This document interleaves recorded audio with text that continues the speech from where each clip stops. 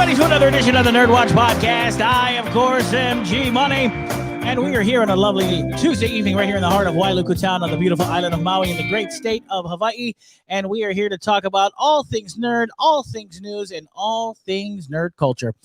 So let's get right to it, shall we? And let's not fool around any longer. Let me introduce the crew. First off, joining us tonight, he is the producer, seducer. If you ever want to ask what he seduces, just ask this guy. He'll tell you, because we can also tell you, too. It's pretty, he seduces anything. Anyway, ladies and gentlemen, say hello to Cobra Kai Kai. All right. Hello, everyone.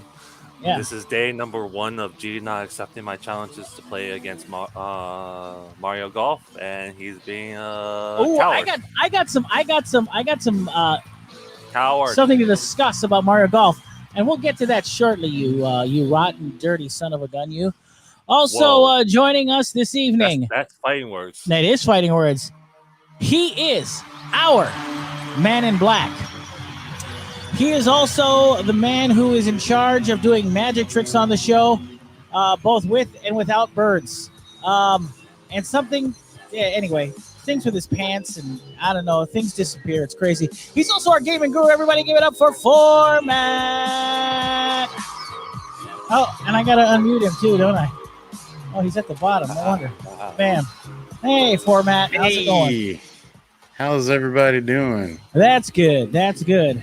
All right. All right. Joel in the chat says Thanks birds. for having Yes. me here. Yes, he's a magician, and if you want to know where those birds go, they go in his pants. That's why he has such they have like the leg part. They're huge.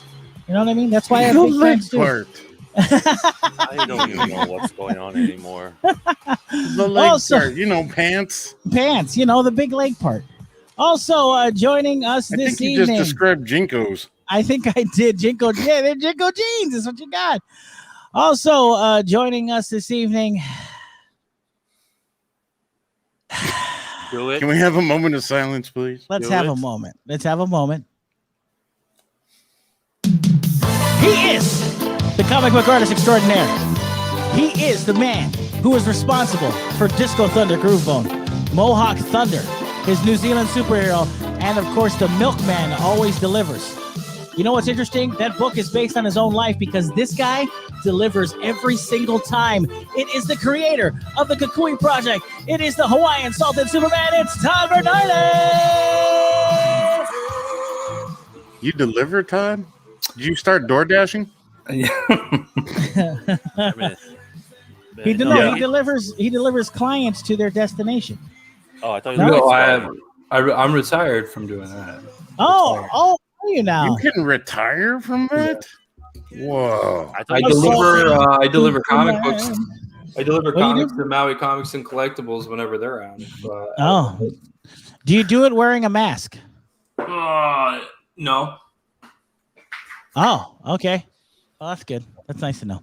Also, joining us this evening, he is the chairman of the comic book board. He is the godfather of comic books. He is the sinister minister of Maui Comic-Con, and he is the self-proclaimed comic master.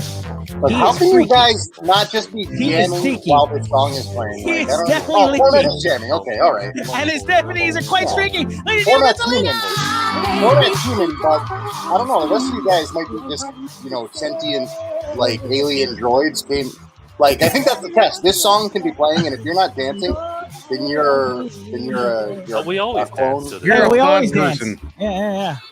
Kai, you're Always dancing. sing. All right. We're Yeah, singing yeah. into it.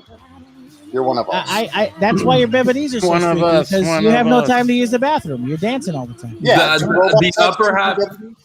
The upper half of me is completely still because I'm river dancing. Hey, you know what? That kind of Bottom tracks half. because you're Irish, so Yeah. I didn't even know if you were Irish. I was just assuming You because didn't even know where you were going with that. I love the counter argument. Michael Flattery's got nothing on me. Todd, are you Irish? Yeah. Oh, that's great. I thought it was Flatley. No, I was totally assuming you were Irish because you were white. I am. No, I am I'm honest. You could safely assume when you meet somebody, you'd be like, "You're Irish, aren't you?" And they'll be like, "How'd you know?" Wow. Isn't that kind of racist though? If you just Follow assume me he's to Irish? No, Not not a- at all. Oh. It isn't. Oh, okay.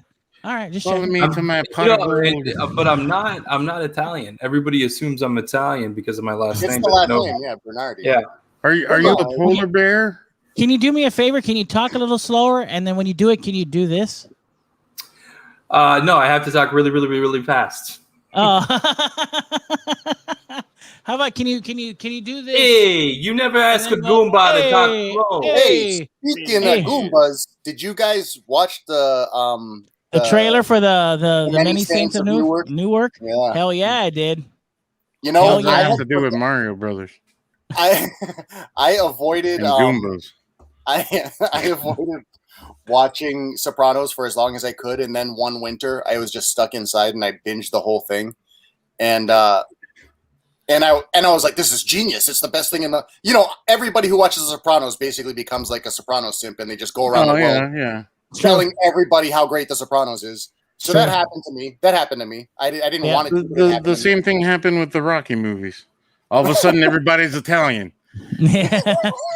No, they're Italian. The Italian stallion. Italian.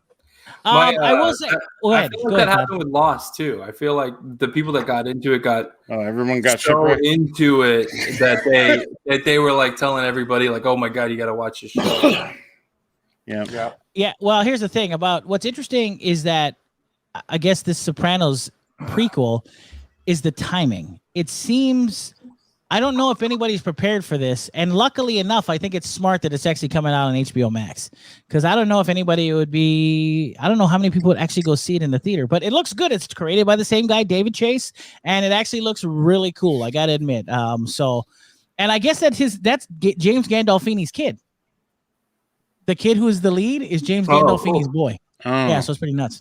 Jimmy. Anyway, yeah, Jimmy Gandolfini. Yeah, yeah. Right. So before we get started, I just want to let everybody know that you guys can watch us on simulcasting. We simulcast on Facebook, YouTube, and Twitch. On Facebook, it's at facebook.com/TheNerdWatch. On YouTube at NERDWatch Nation, and on Twitch at NERDWatch 808. That's NERDWatch 808. All of our information from Instagram to Twitch to Twitter is all at the bottom of the screen if you're watching us live. And of course, if you guys have any comments, questions, please feel free to listen to the show and ask any questions you like, and we'll get to them as soon as we can from any of the 3 platforms. Could you repeat all of that? You said it really fast, and I was taking notes, and I kind of missed some of it. So make sure you guys watch us right here on the Nerd Watch. We are simulcasting from facebook.com/TheNerdWatch. On YouTube at facebook.com/NERDWatch. FACEFUC. No, I'm just kidding. Okay.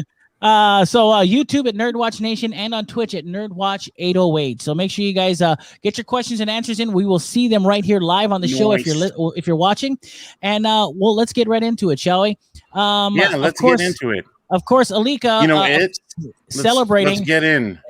Celebrating. Pride of Month. course, Trina Robbins and his comic book list. But before we get to that, Ron Cadigai says, I noticed Alika didn't object to the self-proclamation. Has he finally accepted that title? Yes, Ron. Yes, he's given up. He's given up the fight. Hey, and by the way, before I forget, Ron, are you or any of your compatriots? Are you or any of your compatriots responsible for Central Park, the show on Apple TV Plus or Apple TV Plus? Are any of you guys responsible for that? I know that you work on Bob's Burgers and things like that, but I was curious because I actually watched it's a musical comedy and it's a cartoon. It's animated, and actually I really enjoyed the first episode. And it was actually pretty good. So, and Ron, do you work on it? I mean, anyway, Ron sings lead on one of the songs. Yeah. Did he change his name to Josh Gad? Yeah. Yeah. Wow, that's good. I don't know why you're even questioning it. Yeah, that's a good point. But anyway, yeah. So it looks very similar to Bob's Burgers, and of course, in that style. So that's why I was kind of curious if they actually were the same. So anyway, Central Park on Apple TV Plus. If you have it, check it out. It's actually kind of fun. I watched the first episode and I was pretty impressed. So hopefully it's good as it moves forward. Anyway, speaking of moving forward, let's move forward with this guy.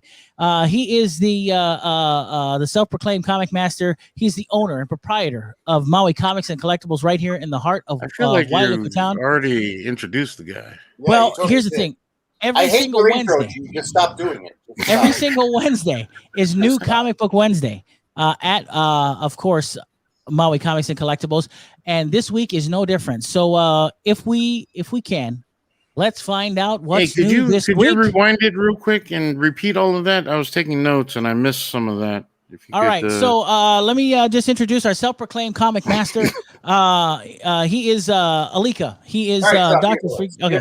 Anyway, let's find out what's new this week in the world of the comic books.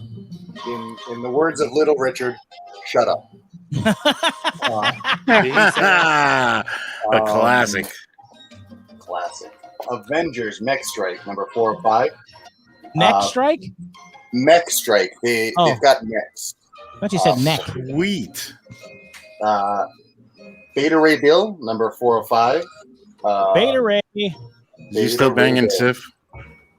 Not sure. Black Who wouldn't Cat be? Annual. Black Cat Annual number 1. Black Knight Curse of the Ebony Blade number 4 or 5. Nice.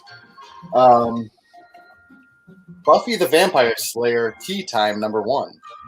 Tea time. Tea Time. Yeah. Is it okay to enjoy Buffy anymore? It's not It's like okay to enjoy tea time. that's a good question actually, because it's like, does Joss Whedon must still get royalties from all this stuff, right? Yeah. So I'm asking as a concerned woke person. You're not Oh, woke, shut up. bro. You're like unconscious right now. You're like on autopilot. Hey, that's how I sign all my emails. Concerned woken. Oh yeah. Yeah. No wonder why nobody responds. Daredevil number 31.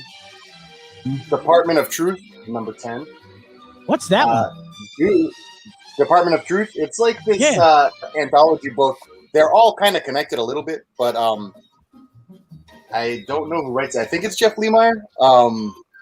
But it's all conspiracy-based stories. So it's like, so it's. Oh, you probably like this, G. I kind of got one of the guys at Request Music, Jeremy, hooked on it, and he is like preaching the gospel about this book. I haven't really read through it yet, but he says it's a bunch of stories and some of them are interconnected about conspiracy and things like that. So I kind of want to give it a peep. But is it like small stories? I mean, is it like a anthology? The way he described it, it sounded like it. He sounded like there were like 2 or 3 stories per comic, but I haven't read it, so I can't confirm. But there are individual stories in there. It's not like a long overarching story, I think. Is there any? Since it's a conspiracy, is there any stories about a virus coming from China out of a Wuhan lab? Nope. Okay. They wouldn't let them advertise that on Facebook if there was. Oh wait, didn't you know it's back? You can without getting deplatformed. You can now? Anyway. I'm sorry. Yeah, now you can. Yeah. All right. Okay. I just like that whole John Cena said sorry to China and everything's okay now. And everything's okay now. That whole 2 minutes of dialogue that just happened was like you just like rubbed Novocaine on my brain and just started punching me in it. So it's That's like fair. I think we're all super smart now. All right, sweet, good. Let's move on. Yes, Can please. we move on to funny books? Yeah, please. Eternals number 5. That's not funny. Camille Nanjiani. I know. Hey, Camille Nanjiani is an Eternal. He's going to be funny in that, right? Is he though? I don't know, man. He got all ripped. Yeah, that it's dude like is massive now. Well, the more ripped your abs are, the less funny you get. Right? I think that's what happens. I mean, look at Todd. He's hilarious. I know. What happened to G though?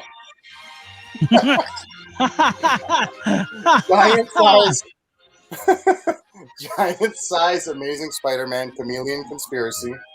Whoa, that is a title and a half. Oh, really? Sure is. Wait, how big is it? Giant size. Oh, Really big. It says it right in the. Look, I'm going to quote Ben Shapiro here. It's in the name. hey, that's good. love me some Ben. I'm Hey, also quoting Stop. Ben Shapiro when I say you're going to need a mop and a bucket to clean up all this wet ass P word. That's also a Ben Shapiro quote. While Todd drinks from his water from his cup. Hey, you're making me thirsty. Oh God, I hate you. Heavy Metal issue 307. Still going. Let's see, still going. Nice. Oh, the new previews is in tomorrow. That's fun. Mighty Crusaders 1, Shot the Shield, by Rob Liefeld for Archie Comics. Whoa. Those were a bunch of words I wasn't expecting to hear in the same sentence. Some might be familiar with this because of the controversy involving Rob Liefeld. He's introducing a new character in this book, a comic store who was allowed to do an exclusive variant cover.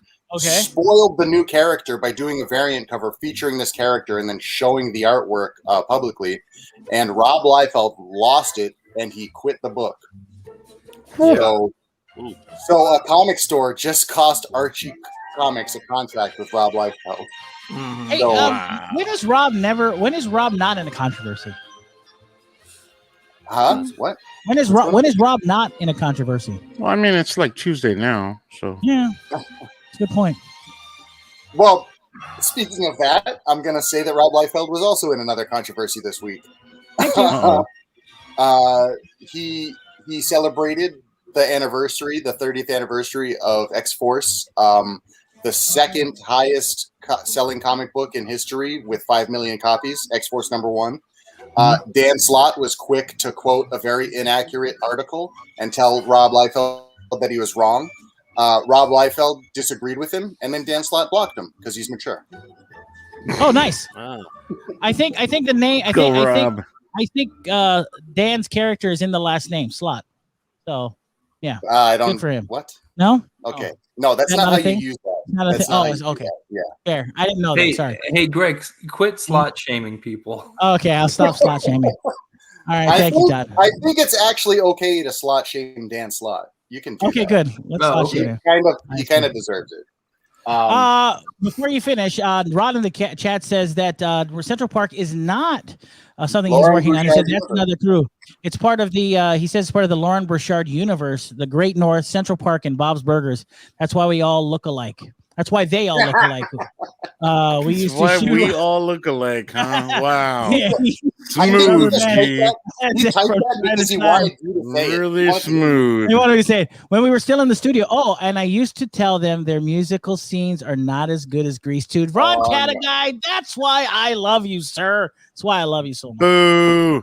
Boo this man. I mean, that's not a. I mean, that's a really terrible thing to say about somebody's musical segments because by the way, from Grease 2 is awful. By the way, I want to acknowledge something that happened last week on the program. It didn't happen during the show, but it did happen during this segment. A good friend of the show. Is this segment not on the show? No. Do we not air this part? I'm not done with the comic list yet. Oh no! I know, but it has to do with the comic book list. Yeah. Sure. All right. I just want you guys to know that I want to send a big shout out to this guy right here, Mr. Carl Romano, because he absolutely loved Spider-Man 69, and he thought. Carl Romano, good friend of the show and fan, said that he thought that maybe Todd McFarlane was coming to Maui to do a signing. But no, all it was a bunch of immature dudes saying that we are celebrating Spider-Man number 69. Woohoo! Yeah, so now we got him. We got him, guys. We got him, boys. It was nice. It was nice. Nice. Anyway, go ahead there, Alika. I'm sorry. Go ahead. Okay, so yeah, I'm reading about comics right now. Yeah, go ahead. Red Room issue 2 by Ed Piskor, of course, about murder for fun and profit on the dark web. Hey, you know what the internet's for? It's kind of cool to have a book on the rack that is so mainstream yet so shocking that you still have to warn. Like, people will reach for it because the cover is kind of appealing. You know, it's well designed. And then I'll be like, oh, don't open that unless you want to see people's bodies being torn to shreds and stuff like that. And so do some you people say that are to the into it. 12-year-old kid or the 42-year-old guy that comes in? Who do you say that to? I think the kids are more in. No, I'm just kidding. That's what I thought. Exactly. That's No. what I figured. But it's part, like, on the cover it says banned in 5 countries, and if you watch cartoonist kayfabe, you know that's part of the kayfabe is like he probably intentionally submitted it to countries with like strict blasphemy or whatever, Sure. you know, kind of laws, obscenity laws. And Three of those countries are Australia. Ed Piskor probably has a fatwa out against him right now. A fatwa. Yeah. And Alika is part of the Piss Corps, so that's good. I am part of the Piss Corps. Nice. Anyway, what else is coming out there, Alika? Did you add an A to the beginning of my name? Did I add an A? No, you have an A. I added an H. I said there you H. go. Yeah. Alika. Shang-Chi. What is that, Tim Allen now? All of a sudden he's Tim Yeah, Taylor? Shang-Chi number 2. Oh. Shang-Chi. Oh, yeah, sorry, Shang-Chi. My bad. Shang-Chi. By the way, it has been confirmed that it is Abomination in the trailer for the Shang-Chi Legend of Ten Rings movie. Like, did you need confirmation? The dude's got Kevin fish fins on the side of his face. Kevin Feige came out and had to confirm it for some reason. He doesn't have to confirm it. He looks like the freaking drawing. He's like. Also, he's fighting Wong. Yeah, that's a good point. Yeah, that's and only an Abomination would fight that beautiful man Wong. Sure, that's a good point. All right, what else is coming out? By the way, we can't talk about just Breeze by Shang-Chi now because, like, you know, that's huge, man. Maui Boyd, Destin Daniel Cretton, directing Shang-Chi, the most amped up, anticipated movie of the universe of the world forever at this nexus and point in time. It's just right now. Well, you can breeze by Shang-Chi because the whole point of that martial art is to move like the breeze. So that's what we're doing here. So you're referencing the scene where his mom goes all hidden tiger. Yes. That's and right. Monster Dragon. What is this thing you do now? Don't make that what is this? I don't like that. What? Anyway, no. All right. No. All right. Spawn. Carl says he loves us, by the way. We love Carl. I love Carl. I'm not speaking for G. I don't know. I don't know if he has any love in his heart. So. Yeah, it is true. I made a little room for Carl, though. Just a little. Just a little. Spawn 319. Record-breaking span. Star Wars. If Dr. Shang Apple. is Shang, Spawn is Span.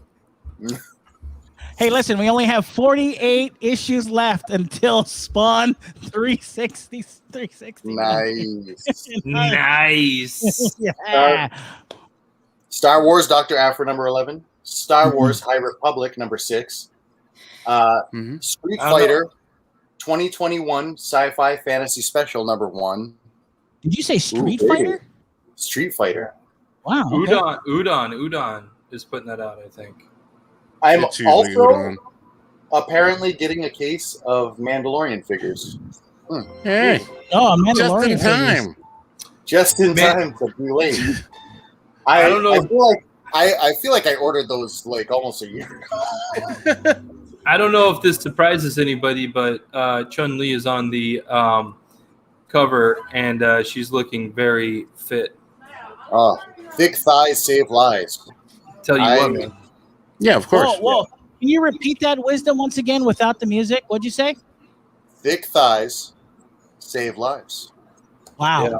that is incredible. I might. Did you really I have don't to think do that that? deserves it. I mean, maybe it does deserve an air horn, but not the way. I didn't say it in a dramatic way. I bet was you very could. flamboyant. I bet you could roll this comic book up and it would bust watermelons open. Oh god. What am I hearing? Can I get a noise? Can I get a where's the- no? Oh, I'm sorry. Let me. Oh wait, hold on.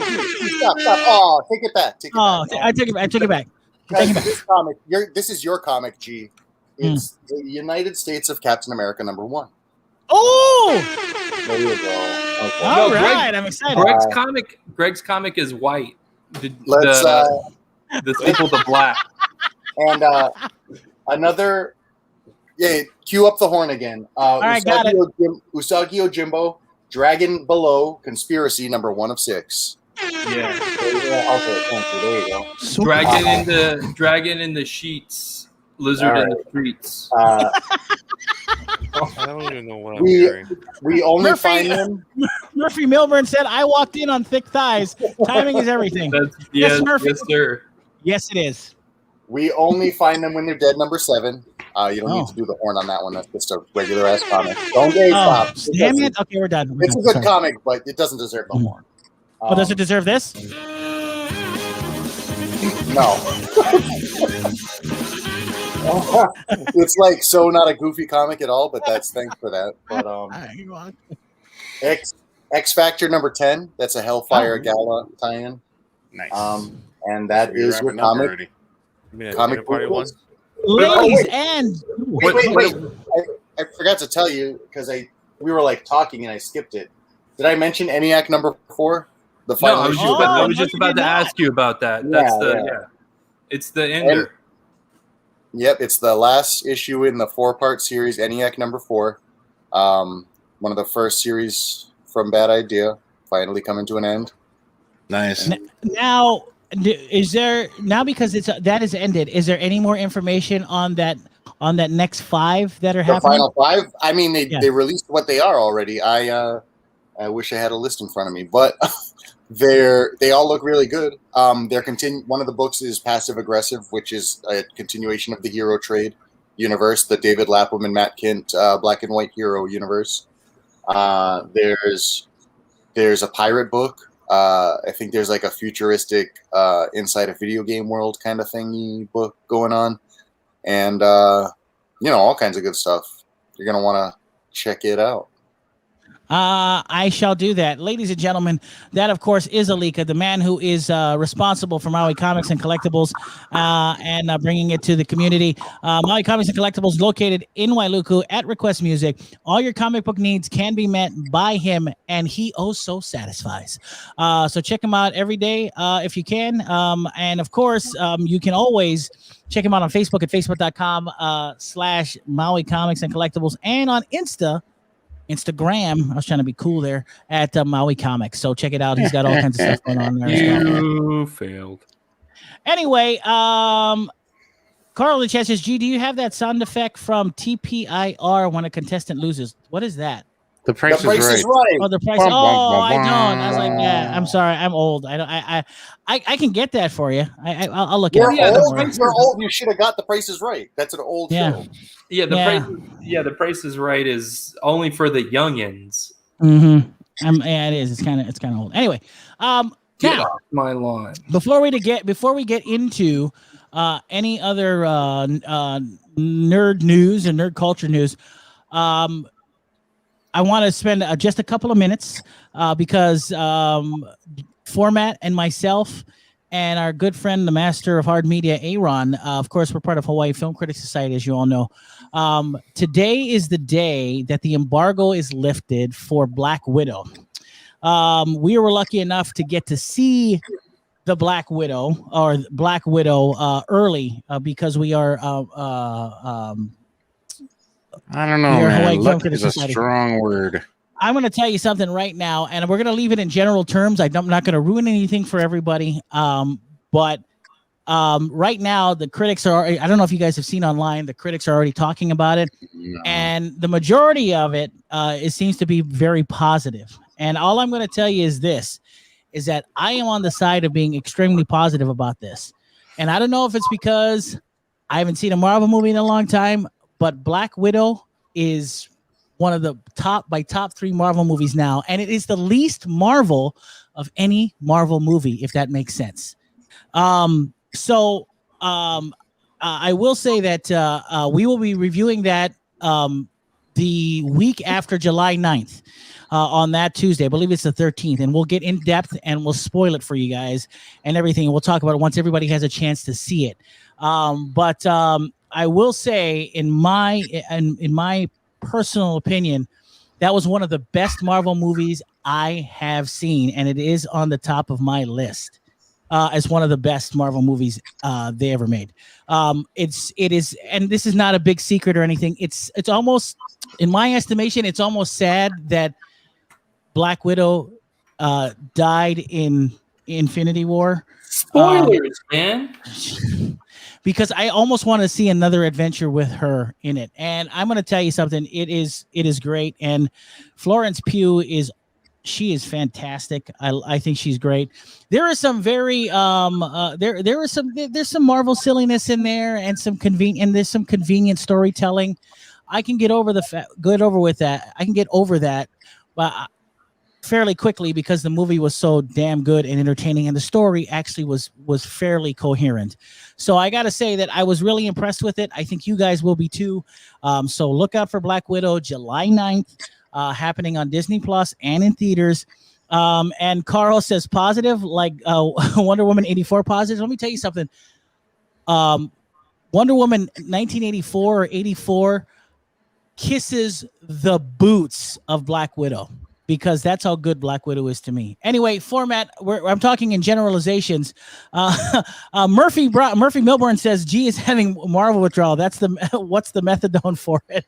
I don't know. I haven't seen one in about a year, so it was all new to me. So, like I said, maybe I could. Like I said, right now I still think it's a fantastic movie, and maybe that's because I haven't seen one in a while. But I'm highly recommending it to everybody, and we'll talk in depth about it, and we'll get into theory crafting and all that other stuff, and how we move forward with this. And we'll talk about all those other fun things when this finally releases. But Phormat, speaking in general terms, do you have the same feeling, or were you mixed? All right. What So the opening scene when they shut up. No. Oh, okay. No. I think it was good. I think it was it had the right mix of action and comedy, although it seemed a little heavy-handed with the comedy at times. What I will say though is in Soviet Russia, I feel like it loses a lot of its punch because it didn't come out when it was meant to come out. Yes, I agree with that. Like I can put myself in that situation. Like if this movie had come out when it was first slated to come out, Agreed. It would have been that much of a better movie. 100%. But knowing what we know, it's good. I liked it. I enjoyed it. I will say this too, and this is this is not a spoiler by any sense, but I'm gonna say, for a Marvel movie, this has one of the darkest opening sequences and darkest title sequences in the Marvel universe I've ever seen.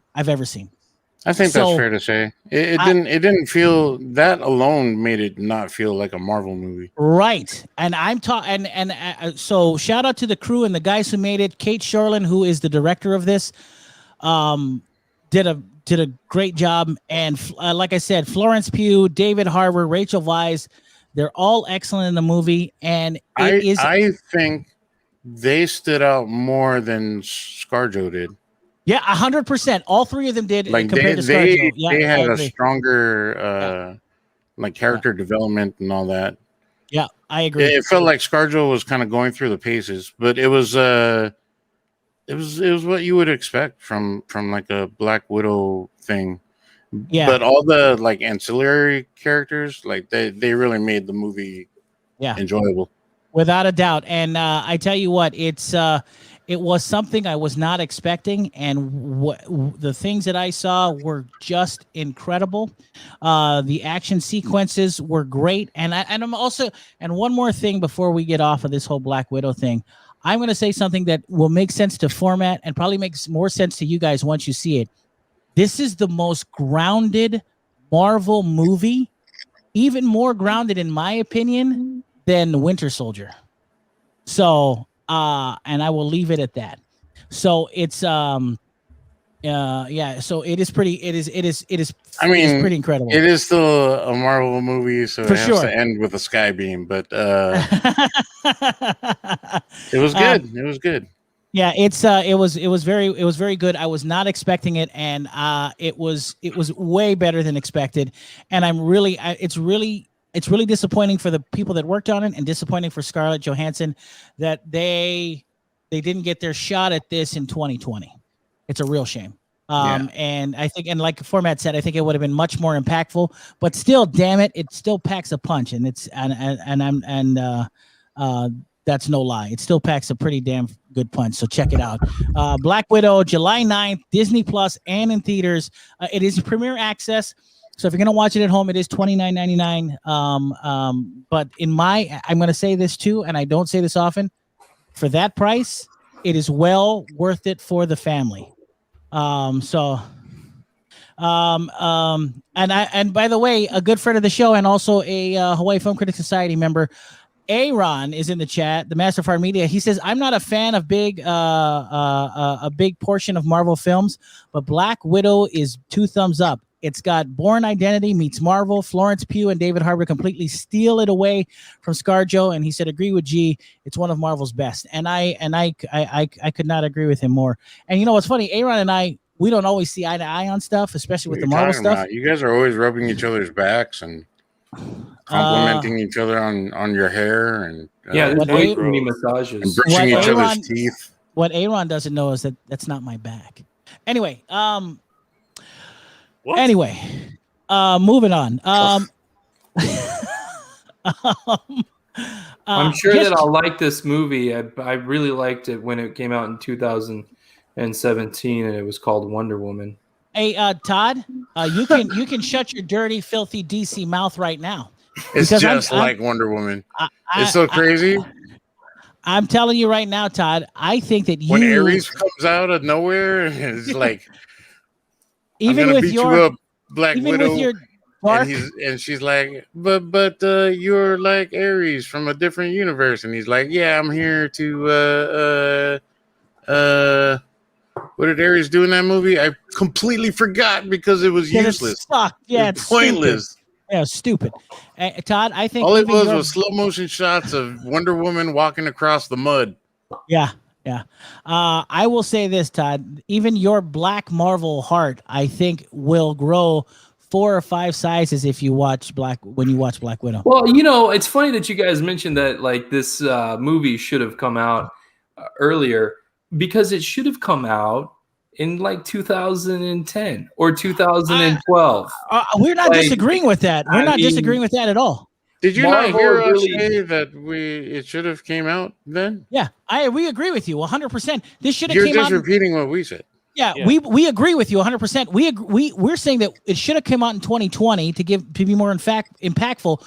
But we are also saying that this should have been in the canon of Iron Man and Captain America and Thor and Black Widow. This all should have been there leading up to. But I guess the story that they were trying to tell, just so everybody knows, because this is not a secret, the reason why Black Widow took so long was because her story is being told in between Infinity War and Infinity War and Endgame.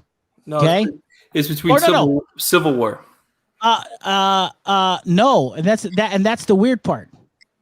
I'm telling you right now, it's the weird part. Between Civil War and all right, Infinity War. I mean, that's what I read, but like you can look it up. All right, well, I will double check on that, but I'm pretty sure that I'm right. Todd's right. Oh, is it Todd? Is Todd right? It's after Civil War. It's after Civil War, right before Infinity War. Yeah. Right? Okay, got it. Because you know why? Well, anyway, we'll talk about that next time. Black Widow. Make sure you make time for it. It is worth it to see it, and it is. Are we gonna do a premiere, a NERDWatch premiere? We should, but we won't, because I'm never gonna see this movie. Well, you know why? Because there's no point to it because of the protocols right now, gentlemen. Why? Because the COVID protocols don't make it possible for the premieres to happen right now at the movie theaters. What do you mean? Okay, as in, there's no sense in us doing it for 12 people.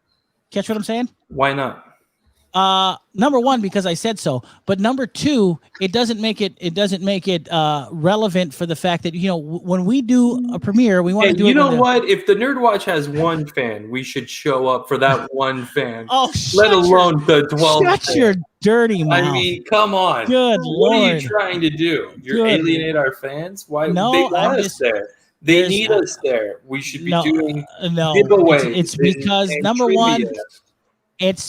number one, this is because 2020 was such a weird time. It's premiering number both. One was you said so. That is number one because I said that is true. So we're like at 3 or 4 right now. But no, the reason why is because these movies are premiering on streaming platforms too. That's the other reason. So I mean, it's like us doing a Suicide Squad when it's going to be on HBO Max because you're splitting an audience, and I don't want to do that. I have the remedy for that. We'll just go from home to home. Oh, and we'll do giveaways and trivia at everybody's house. That's fair. But I don't understand that. That doesn't make any sense. I mean, like that means we're going to stop doing premieres altogether? No, because we're waiting on the protocols to change, which should be happening once we reach 70% vaccination rates. And here in Hawaii, we can get back to what we are normally doing when we do premieres. Yeah, but the streaming services aren't going to go away once we do premiere. Well, that's what I'm saying. The impact of going to the movies will be more because we'll have more people in the seats. Hey, that's man, the reason why. Movies not too long ago, there was lots of people there. Yeah, I went to go F9 on premiere night, and there were 12 people in there.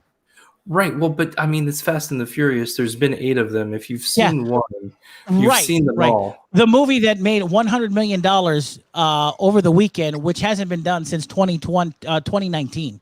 And the first movie ever to go do $100 million over the weekend is Fast and the Furious 9. But anyway, I digress. Yeah. I mean, so what? It's bloodshot's in it. Big deal. Yeah. Well, anyway, we will be. I'm not going to make. They didn't let Dwayne. They didn't let Dwayne Johnson back in. I mean, that's because he's doing other projects. Why would anybody want to see that movie without The Rock? Well, I can agree with you somewhat, but the Fast and the Furious started way before The Rock was in it. Hey, but it didn't get good again until he came back. He was part of it. Tokyo Drift was pretty dope. Hey, there you go. There's an invitation. Just come to the 5 p.m. show Thursday, July 8th, because Aron will be there. We'll hold an Aron premiere. Todd, you're invited. Hey, man, if Aron's paying for my ticket, I'll go. Oh, I see. 12 people at F9, 11 people too many. See? Amen. Amen, Carl. $100 million. You guys laugh and mock all you want, but that's the movie that made $100 million over the weekend, not in total, over the weekend. It's just because a lot of people wanted to leave their house. It's not because there was something. Oh, really? Is that what it is, Todd? Shut your mouth. You're so stupid. Anyway, moving on. Think they started by stealing VCRs. Anyway, moving on to some news today. Of course, as we know, we have some fun stuff to talk about. First off, let's get into some controversy. The first and biggest piece of controversy is this. If you have not heard by now, it looks like with the classic Star Wars bounty hunter Boba Fett making his big comeback in the universe with The Mandalorian in his upcoming series, The Book of Boba Fett, we are seeing more toys released for the character, and there are going to be more to come. Those toys include the bounty hunter's iconic ship, the Slave One. Well, that ship has been given a new name for the toy packaging, and that name is simply Boba Fett Starship. It's explained that Disney doesn't want to use the Slave One name anymore. The news comes from an interview with Lego Star Wars design director Jens Kronvold Friedrichsen and lead designer Michael Lee Stockwell at Jedi News. Jens, the conversation played out like this. They said that then the next one also for the Mandalorian is Boba Fett Starship. Michael says, yes, I built another. We're not calling it Slave One anymore. This is Boba Fett Starship. James, okay, why are we dropping the Slave One name? Jen said, everybody is. It's probably not something which has been announced publicly, but it is just something that Disney doesn't want to use anymore. There's no explanation given as to why Disney changed the name, but the assumption is that it's because they're uncomfortable with the slave aspect of the name. There's also no word on if Disney will avoid using the name of the ship in any of the upcoming Star Wars projects being developed. So regardless of the name being changed on the packaging for the toys, there's no doubt the fans will just continue to call the ship Slave One. Also, Boba Fett's ship is still referred to as Slave One on the official Star Wars site. So we can just look forward to that. So yeah, I don't know. It's anyway. It could be gone around different ways. They said I heard two different things from this because I heard this for about the same time as you. One is that they, besides being uncomfortable by it, they could have just simply called it, S1 if they didn't really want to use Boba's, didn't want to use the Slave One name. But what I've been hearing around online is that there'll be a new ship for Boba coming down the pipeline, and they're just trying to cover up the idea that we're not using Slave One anymore. I just don't understand. What I don't understand, and Phormat, I'll go to you next on this one. I don't understand why we're afraid of a name. It's the name of the ship. I just don't. That's been the name of the ship forever. I don't understand.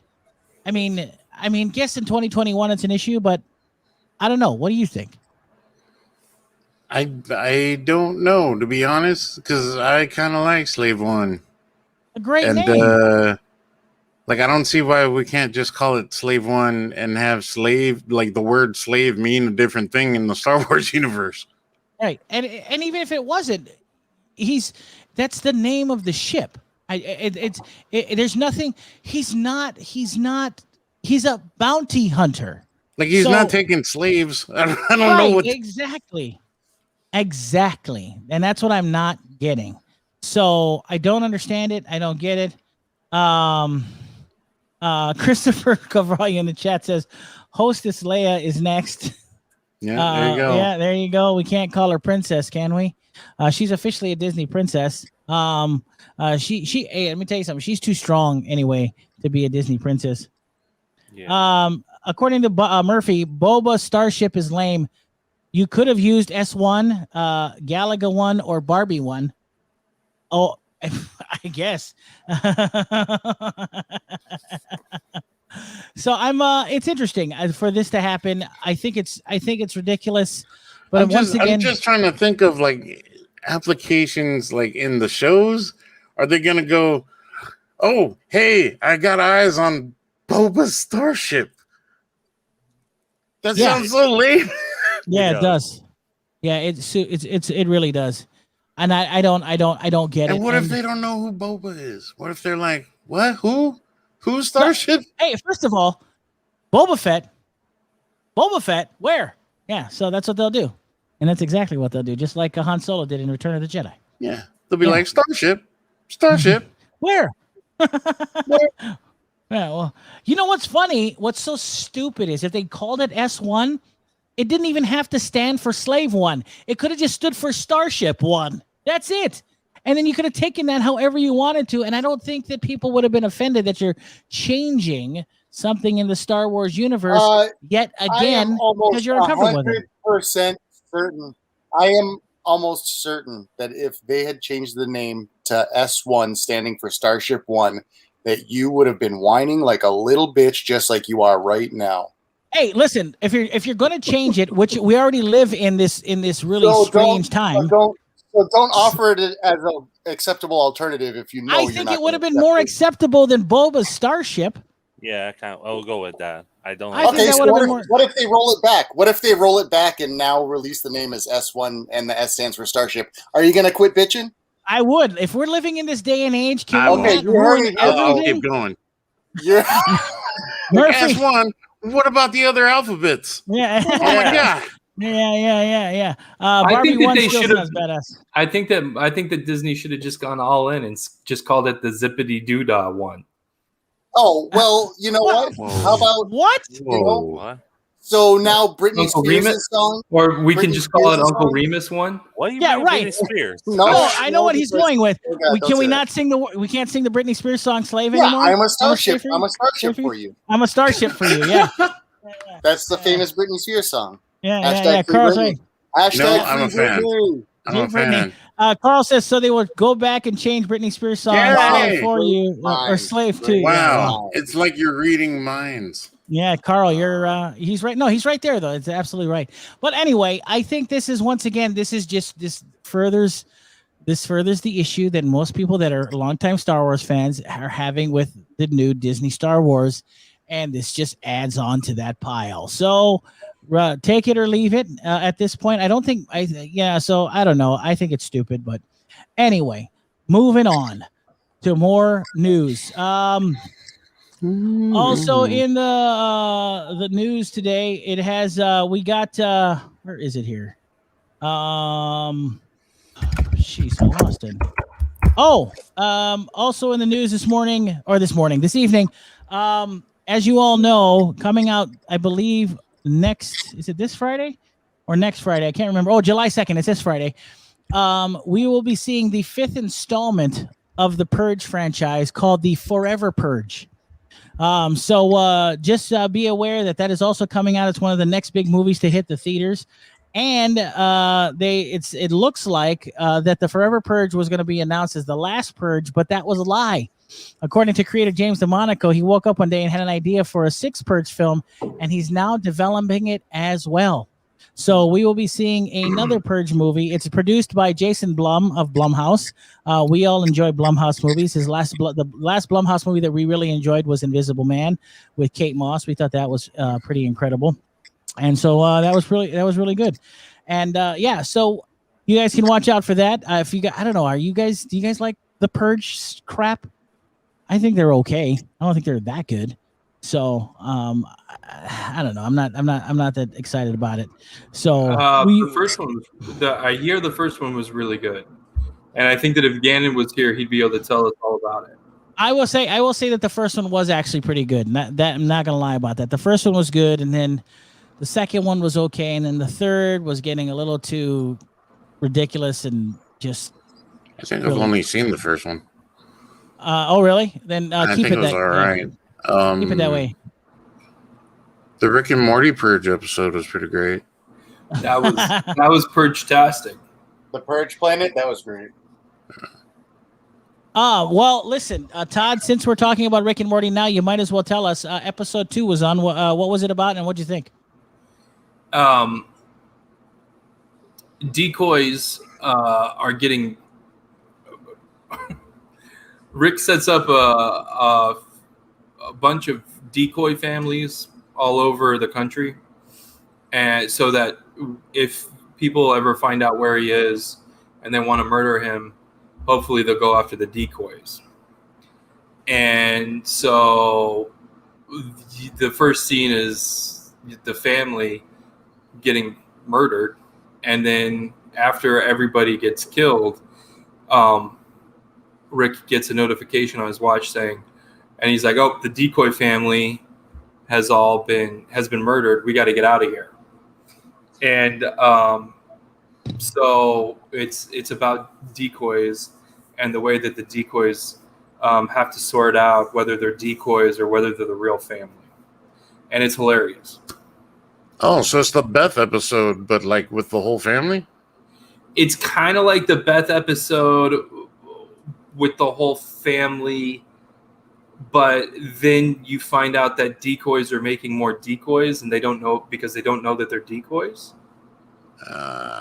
So it's like a clone not knowing it's a clone, and then discovering it can clone itself, and it clones itself. So that's the way that there are more decoys than Rick originally intended. And I'm not really spoiling it because that's only like the first 5 or 10 minutes of the episode. And it's really funny. It's like a really, really, really good episode of like Twilight Zone. Cool. I'll check that out then. That sounds good. Yeah. And so I think that it's really good. It's really good. And then you kind of find out at the end that they pull the rug out from under you, from under you a little bit. That's all I'm gonna say though. But it's really good. I mean, I don't, because it just came out on Sunday. I don't really want to spoil it for anybody because I know it takes a little while for people to catch up. And this season I think is going to be really good. I think that they took all the time that they had during COVID and just focused it writing this season and next season. Nice. Sweet. Well, also in some more nerd culture news, someone who is definitely part of that culture, Dwayne Johnson, better known as The Rock, has signed on to star in and produce a new Christmas-themed movie titled Red One at Amazon. The film is being written by Chris Morgan, the Fast and the Furious scribe who worked with Johnson on 4 Fast movies, as well as the Johnson-led 2019 spinoff Hobbs and Shaw, and it's based on an original story by Hiram Garcia. Here's the synopsis. The synopsis has not technically been released, but Red One is described as a globe-trotting 4-quadrant action-adventure comedy, imagining a whole new universe to explore within the holiday genre, according to the announcement Amazon made Monday. The announcement added this unique concept represents a property that could encompass not only a tentpole film, but could reach beyond entertainment across multiple industries and businesses. The Rock was on the social medias, and he said it's a cross between Hobbs and Shaw and a Santa Claus movie. Whatever the hell that means. That sounds weird. Like the Johnson, Tim Allen Santa Claus movies? That's what I guess. Johnson added, "Hold my mana because this is exciting." All right. Oh boy. Make sure can you hold it for him, Phormat? Is that cool? Sure. Oh, sweet, great. Cynthia says yes, but when is The Rock running for president? I don't think The Rock is running for president, but he did say that. I don't think he's got room in his schedule. Yeah, he's got too much going on. This guy, I tell you. He would probably run as Republican too. But did you guys watch the Young Rock TV show? Yeah, I watched the first couple of episodes. I watched the whole thing. It's like enjoyable. how the whole narration thread is him on his first campaign. Correct. Yes. Yeah. President. Yeah. We get it. He's making nods to the fact that he said he wanted to run for president on Jimmy Fallon, I believe. Yeah, I agree with that. They did it on Saturday Night Live. No, also. he said it. No, he did it way before. I don't know if any of you guys remember, but he did like a whole NBC special, like. Yeah, I remember. He came on stage in front of like Air Force One and talked on the podium. Something like that. I think Alika's frozen. Well, he's been doing this for a while. Yeah, but he's been doing it. Well, Doesn't mean he's gonna do it. Yeah, the man clearly. I feel like he's gonna do it. He's like keeps on. He's like. I'm pretty sure he's gonna do it eventually. All right. Well, we shall see. Well, we shall see if this actually happens. The Rock running for president. I will say the whole running for president is like the weakest part of the Young Rock show. I agree 100%. That is the weakest part of the show is him running for president. The show is great. Yep. Except for when he has they to do tell like the now time. Right. The only part of the now time president stuff that is good is Randall Park. He's probably the best part of that, and that's it. Yeah, Randall Park he's kind of funny. He's okay in that. I mean, Asian Jim. Yeah, Asian Jim. That's right, Asian Jim. One of the best series ever. Anyway, speaking of this, did you guys ever watch The Legend of Baron Toa? I own it. I have not watched it yet. It's really good. Yeah. The Legend of Baron Toa is the reason why the lead actor of The Legend of Baron Toa is in the Rock television program. Yeah, I saw the Rock television program, and then I saw the movie, and I was like, "Oh, that's the guy." I had no idea that they were connected at all, And I was like, but now, like I'm saying like heavens to Murgatroyd all the time. Heavens to Murgatroyd. Well, Cynthia in the chat said, "Oh, he's doing it. We're getting debates in the ring." I totally read that as Cynthia, diabetes in the ring. I'm sorry. I agree with you 100%. That makes me even more excited. I don't know if it's because I'm a wrestling nerd or not, but that gets me super excited. Cynthia, of course, a great friend of the show. You can check her out and her lovely compatriot, of course, on the Masters of the Obvious podcast. Check it out on all the podcast aggregates. Cynthia, do me a favor. Okay, here's the thing. Don't tell Kristen this. But Kirsten. Yeah. This is why I'm telling her this. I did it on purpose because I don't want Kirsten to know that you're my favorite. So just don't tell her that. Okay. Anyway. Hey, now we holy crap!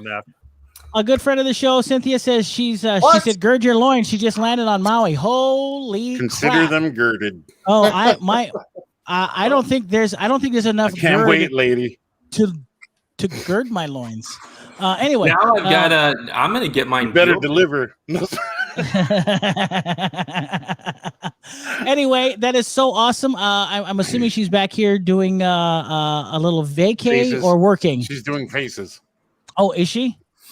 Oh, fantastic. And wink. Wink. Maybe we can all get together and hang out, say hello. You know how that stuff goes. We could definitely do that. Let's do it.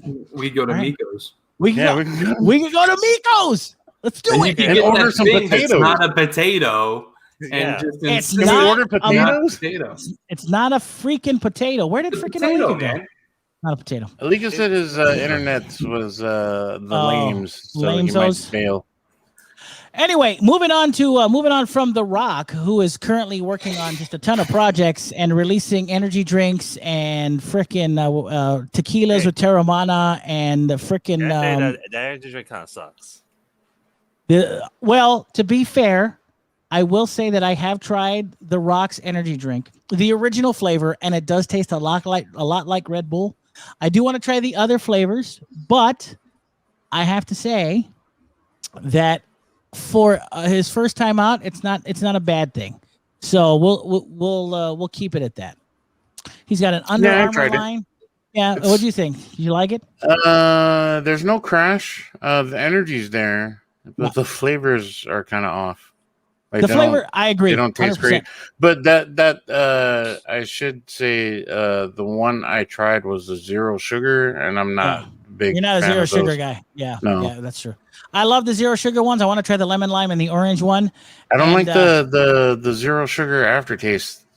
The aftertaste that comes with zero sugar anything. Like the only thing that I've ever tasted that was zero sugar that didn't have that aftertaste was G Fuel.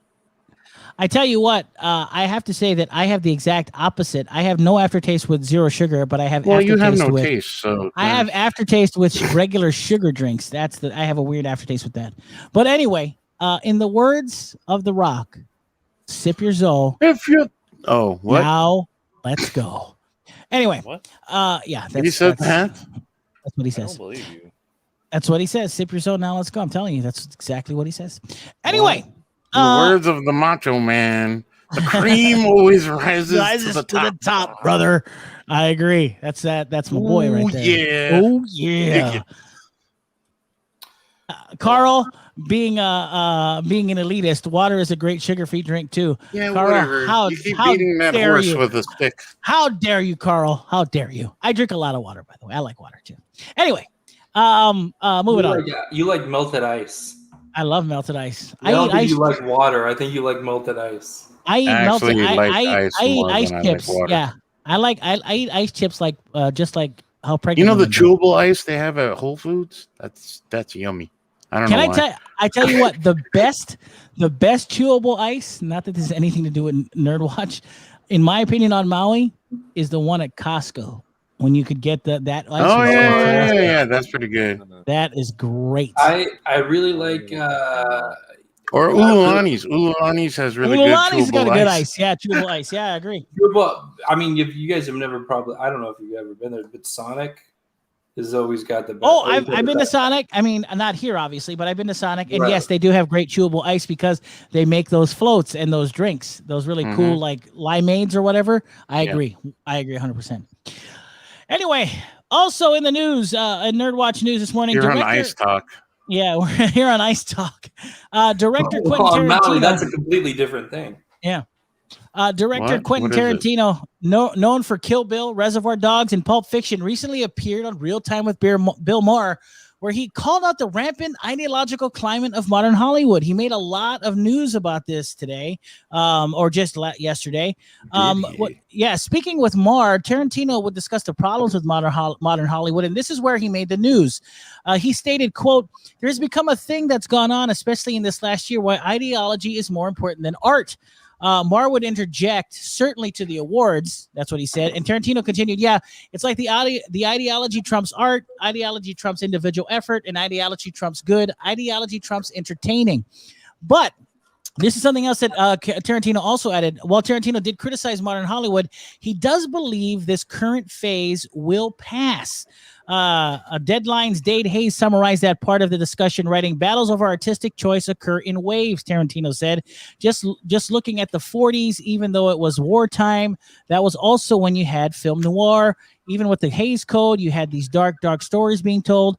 Hayes added, similarly, artistic expression is apt to prevail in the current climate, which he called basically the 80s Part 2, noting Maher's former ABC series Politically Incorrect was born as a reaction to the PC movement of the 1980s.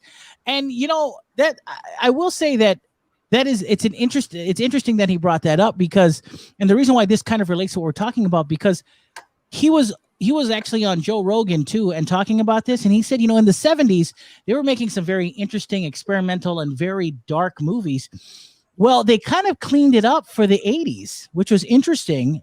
And he's right, because everything we got in the 80s was a little brighter. And even though there were dark characters, they would always come back and there was some moral center to them. So that's where we got the Ghostbusters, and we got, we ended up getting the Star Wars sequels, and we ended up getting like Big Trouble in Little China. We had all of these fun movies in the 80s. And, it's interesting that he would say that. And, just like Bill Murray movies or the Caddyshacks, or the, even the Caddyshack 2, which I like. I think it is interesting that he would say that it makes sense that Hollywood goes in phases. So, like you said, this could be a very much a riff on 1980s cleaning up Hollywood in that respect, which does kind of make a little bit of sense considering what kind of movies we were getting in the 80s, which ironically enough, we all like. So, which is, we also like most of the movies from the 70s. Oh, there's no doubt about that. I am a huge fan of 70 movies. I mean, that's really a golden era of American cinema. And I think that everybody really, anything, when you were talking 70s, you've got the birth of blockbuster filmmaking. So, you get Jaws and Superman and Star Wars, and then before that you've got, you had guys coming out what's interesting about this is that you had guys coming out from like Francis Ford Coppola, Brian De Palma, Steven Spielberg, George Lucas, all of these guys making incredible films, and also guys who actually, just like George, were very much into serialized, just like George himself, in the serialized shorts.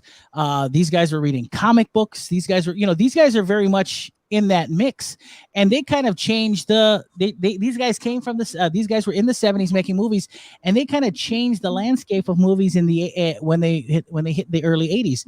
So it's very interesting that Tarantino would bring that up, coming from a guy who was were making movies that were quite, quote unquote, controversial, like back in the early 90s.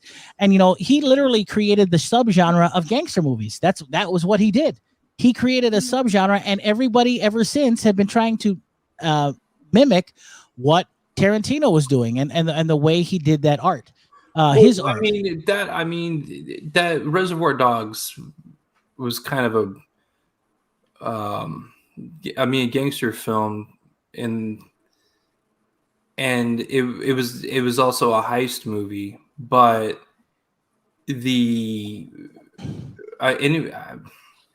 I don't know, man. I think that it pays a lot of tribute to Godfather. I do. And agreed. And I think that there's a darkness to the tone of both of those movies. There's a violence to it, and but you've got Godfather with 1972. Yeah. Right. And then before that, I think that you had, I mean, you know, and then you had the movies that were coming out that were sort of breaking the mold.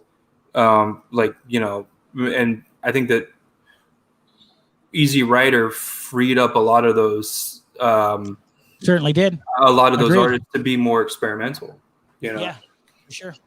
Agreed. And, you know, it's interesting that, you know, for as much as we kind of complain about where Hollywood is now, you know, listening to Quentin say what he said, it does make a little more sense that maybe we're just in a phase, and hopefully that phase will come sooner rather than later. And Carl's absolutely right. Some of my favorite movies are from the 70s. He's naming them. One Flew Over the Cuckoo's Nest. Yeah. Dirty Harry. Love Dirty Harry. And French Connection with Gene Hackman is fan-frickin-tastic if you've never seen it before. So I agree with you, Carl. Absolutely agree 100%.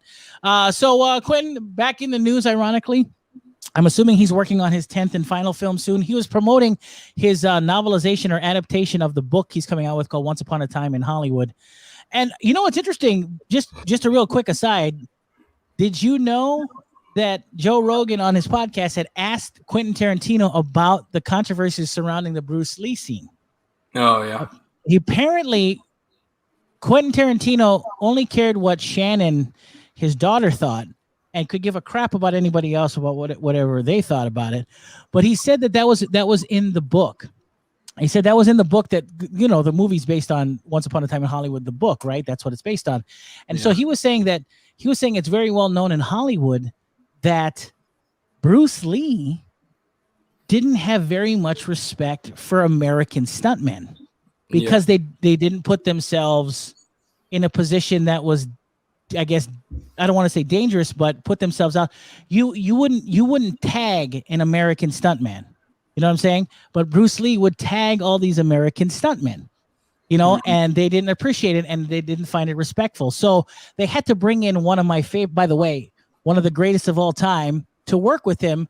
And he was a wrestler, by the way, Todd. His name was Gene LaBelle. That's the guy who used to wrestle a bear for real. And Gene LaBelle had to work with Bruce on, and he's actually in some of those movies. So anyway, I will say that is interesting that was broached. Check out the Joe Rogan podcast if you wanted to learn more about it. But he did say that it was only in there because it was part of the fantasy of the person who wrote the book. So, you know, this is what that was. So check it out if you want to. Aron in the chat says, in one of those interviews, Tarantino talked about how he considered rebooting Reservoir Dogs to be his swan song. Ooh, I don't know. I don't know. That would be a tough one. I don't know if I would want to redo Reservoir Dogs. It's just too perfect, I think. Anyway, Todd, you like Reservoir Dogs or no? Yeah. Oh, okay. I was going to say. Well, why? I was just curious. Anyway, also in the news, and just a couple more quick ones before we move on to games and new releases. Marvel Studios. I wanted to get this out too.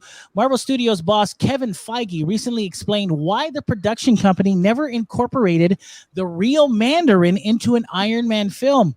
Feige spoke with Rotten Tomatoes about the Mandarin's influence in the upcoming film and gave a reason as to why he was never used in an Iron Man movie. The Marvel boss first explained how the Shang-Chi film connects to Iron Man. He said, quote, "That's what's fun about the MCU at this stage. We can do something like Shang-Chi, introducing a brand new hero into the MCU and into the world at large. But that subtitle, The Legend of the Ten Rings, actually connects it back to the very beginning of the MCU. The Ten Rings being the organization that kidnapped Tony Stark at the very beginning of Iron Man 1, and that organization was inspired by a character called the Mandarin in the comics. Of course, as if you recall, they did reference the Mandarin in Iron Man 3, but it was eventually revealed that the character was only the creation of Killian's think tank, and the man playing the Mandarin was an actor named Trevor Slattery, who had been pulled off the street. However, Marvel Studios would release a short titled All Hail the King that would confirm that the Ten Rings are associated with the Mandarin. And the short even describes the Mandarin as a warrior king who inspired generations of men through the Middle Ages, perhaps even further back in time.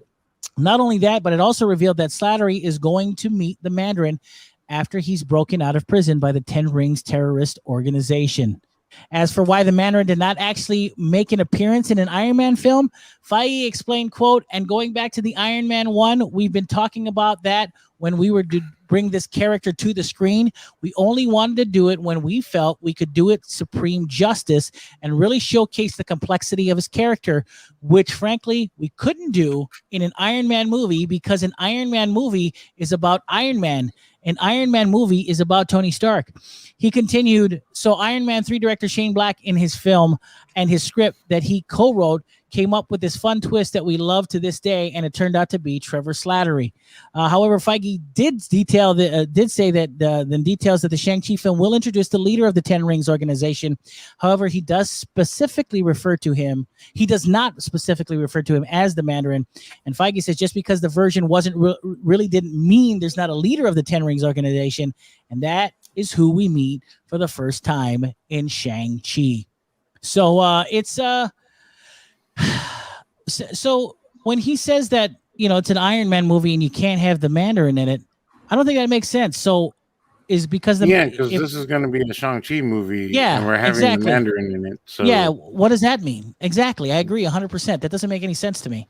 But I would understand if it was a Mandarin movie and then be like, oh, okay, interesting.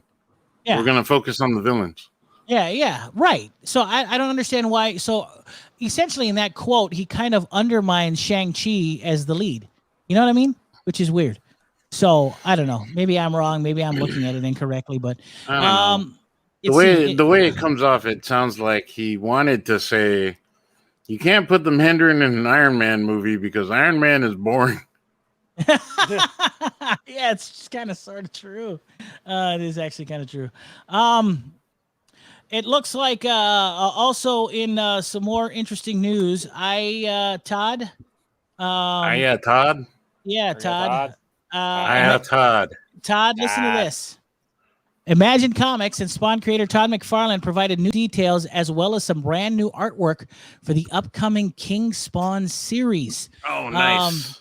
King Spawn is written by McFarlane and Susan Lewis, with art by Javier Fernandez, Brett Booth, Philip Tan, Steven Segovia, McFarlane, and Marcio Takara.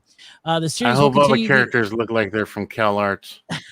The series will continue the events of Spawn's Universe #1 and will also see the return of what Image Comics describes as one of the all-time favorite villains from the original series.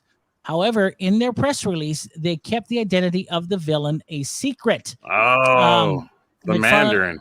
Yeah. McFarlane also added, my goal is to give fans twice as much Spawn to read than they had before and at the lowest price possible. And by the end of the year, there will be a Spawn-related book available for fans every week of the month.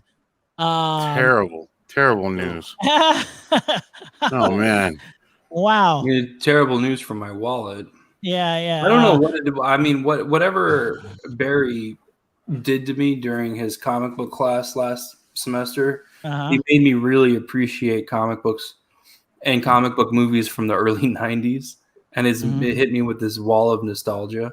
And so I went back and I wrote my final paper on Spawn. And I've been rereading most of a fanboy. Most of my Spawn collection. And now that I'm reading it as somebody who's been drawing comics for 10 years, I've gotten a lot of this is the way I do it. I don't enjoy things anymore. Like even with Bob's Burgers or Rick and Morty, I get out a notebook and I take notes whenever I'm reading or watching something, and I write stuff down and I'm like, oh, that was a cool little thing that they did. Maybe I can use that, or something inspires me. Oh. So is this why you don't like Marvel movies? your final paper and send it to Todd McFarlane, and then he'll fly you out to meet him, because it'll be like that episode of the Golden Girls where they thought that Rose was a little girl. And then out walks grown adult Todd. Oh man, that'd be great. Let me finish up the story. The first issue will be a massive 56 pages long. It will also feature a number of variant covers from Puppeteer Lee, McFarlane, David Finch, Greg Capullo, Brett Booth, and Sean Gordon Murphy. You forgot Sean. Yeah, one of the first cover that he shared, well, the second cover, I guess, was the Sean Gordon Murphy cover, and then Greg Capullo is going to do one for King Spawn, and Capullo shared that on his Instagram. I'm glad you shared that because I'm going to share a couple of them here. This is one of the panels right there. Oh man, that looks terrible. Really? Looks bad, huh? You can barely see him. Look at him. Yeah, good point. Also, let me share this one as well. Another one that he wanted to bring up. Boom. Right here. Just a piece of artwork there. Kind of cool, right? What? That's Capullo's pencils for issue 1. Yeah. He's got like trees growing out of him. It looks like trees, doesn't it?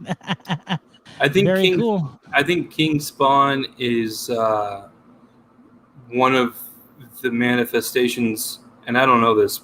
This is all speculation. There was a storyline where Spawn finally becomes King of Hell, and eventually becomes sort of Omega Spawn, and I think that's going to be explored in this story for King Spawn. Well, I think that's why everything's got spikes and everything, because he's in hell. Let me share some other ones right there. That's a cool cover. Yeah. Very cool cover. Why does everything got to be so dark? It's Spawn. Maybe he likes the sunshine. It's about a demon. Has he ever gone for a walk in the sunlight? Here, I'm sorry. Let's make it full screen. Maybe on a picnic. It looks good. Not gonna lie, it looks really good. And last but certainly not least, one more to share with you that I think you guys will enjoy. I think this is the one that was shared on Twitter, I believe. Is it this one, Todd? Another dark one. That was the Sean Gordon Murphy one. Right. Yeah. So that's the King Spawn. That's a really cool cover, by the way. I think they were both two cool covers. So he doesn't have a crown. How dare you point that out, sir? Well, if you go back to the other painted cover, there's a crown above the logo. Is there really? Oh, yeah. But it's not on him. Go back to the painted logo, or go back to the other painted cover. Does Mohawk Thunder have a mohawk in the logo? All right, let's see. No, but that's a good idea. Yeah. Shoot. Which one did you want me to go back to? The pictures pencil, in right? The dark. The pencil? No, not the pencil one. The other painted one. Oh, the other painted one. Got it. Okay. Let me just do that really quick. Go back to the painted one. One more time. Does it have the trade dress on it? I think it's this one. I believe. He's wearing a dress. Oh no, that's the pencil. That's the pencil. Sorry. Oh man, you're so good at this, G. Oh yeah, I'm terrible at this. Oh man. Yeah. Freaking. The other tab. No, the other one. Yeah, the other one. Let's try this one. See what this one is. Not the one you look at the other side. No, that's the wrong one again. Wow, I'm really sucking at this. It's like, oh man. Yeah, I'm not good at this. Sorry, the next picture you show better not be your OnlyFans. All right, that's gonna cost you, pal. Nope, it's not that one either. That was the first one you showed. Was that the first one? Is that the first one, Todd? That was the first one you showed. No, he's talking about the one that the cover. Oh man, I got it. Hey Todd, why don't you shut up? It's coming right now. This might. I mean, right here. They might have changed the logo by now. No idea. I can see it. Yeah, they did change the logo before the other, like when they first announced this. It wasn't King Spawn. It was just Red Crown Spawn, and they were calling it King Spawn. Carl logo. Carl in the chat says McFarlane's Maui signing. Yeah, he'll be here. He'll be here for sure. And then there is a Todd that lives on Maui that is always signing books. Boob Dan Art says, "Is King Spawn Al Simmons or a different guy?" I don't know. Interesting. Okay. So you don't know. It might be a different. I think it's the same. I think it's Al Simmons. I don't think it's a different guy. It's his kid Jimmy, little Jimmy Simmons. No, Jimmy Simmons. Jimmy Deuce. Jimmy Deuce. Jimmy Deuce, baby. Jimmy Deuce comes back around. That's Spawn for us, man. That's actually that's a cool cover. How is it possible that we can't get another Spawn movie off the ground? But this works. So I don't know. I don't know what's McFarlane's been doing this kind of stuff. The next Spawn movie is going to be a flip book at this point. Yeah, that's what it feels like. You're going to pay your $18 at the movie theater, walk into the theater, and someone's going to walk up to the front and go. It's true. Speaking of comics and animation, this one is for all of you lovers of anime, and I also don't do much anime news, so consider yourself privileged tonight. Anime Expo Light announced they will be the host of the world premiere for the upcoming anime series. I believe it is entitled Shikiza Sakura, I believe. SHIKIZA. All I heard was Shakira. The world premiere will take place during a special live stream event on Saturday, July 4th at 5:15 p.m. Pacific Daylight Time. On what?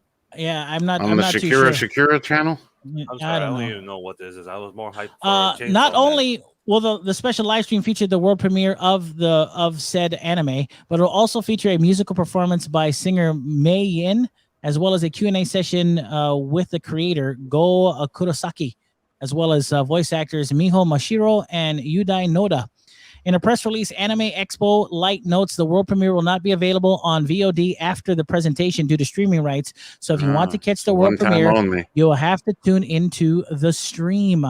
Just because I'm such a great guy, and I'm such I want to treat you guys to this. I'm going to show you guys the trailer for it. So don't get too excited. Once again, consider yourself privileged. It doesn't happen often for you anime guys, but I figured you guys would like this. Just show the trailer, Ray. All right, here you go. I'm going to show you the trailer right now. Let me share the audio. And here it comes. And there it is. There it is. And here it goes.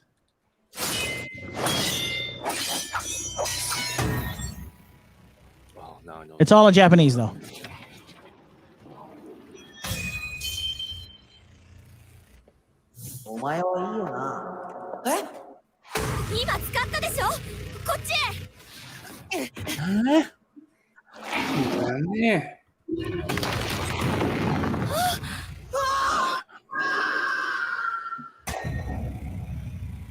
In a world. That's what that says. That guy's a goner. Oh, he survived.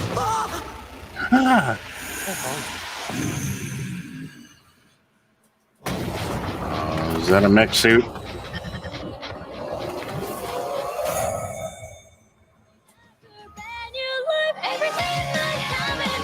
Oh, magical girl transformation.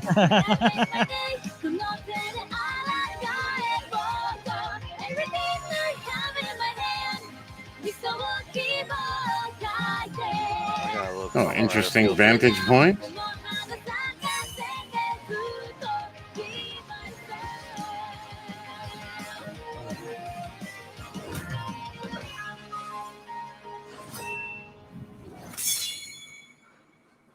I'm more interested in why you and look up this. I didn't. It was part of the news in the batch of news that I had. Can I say this and Phormat? Yes. And the reason why I wanted to show it was, number one, because it actually interested me, and I actually would watch that. I don't know if you understood the animation part of it, but the animation was actually intriguing to me. It was not stupid. Yeah, it was interesting that they took like those perspectives. Yep. Like it seemed like at one point, like it took like a corridor shot, like a video game would. Yeah, it did. Yeah, the animation was good. It didn't seem okay. And this is anime guys are gonna hate me saying this because I understand it's a style, but for me it doesn't look cheap.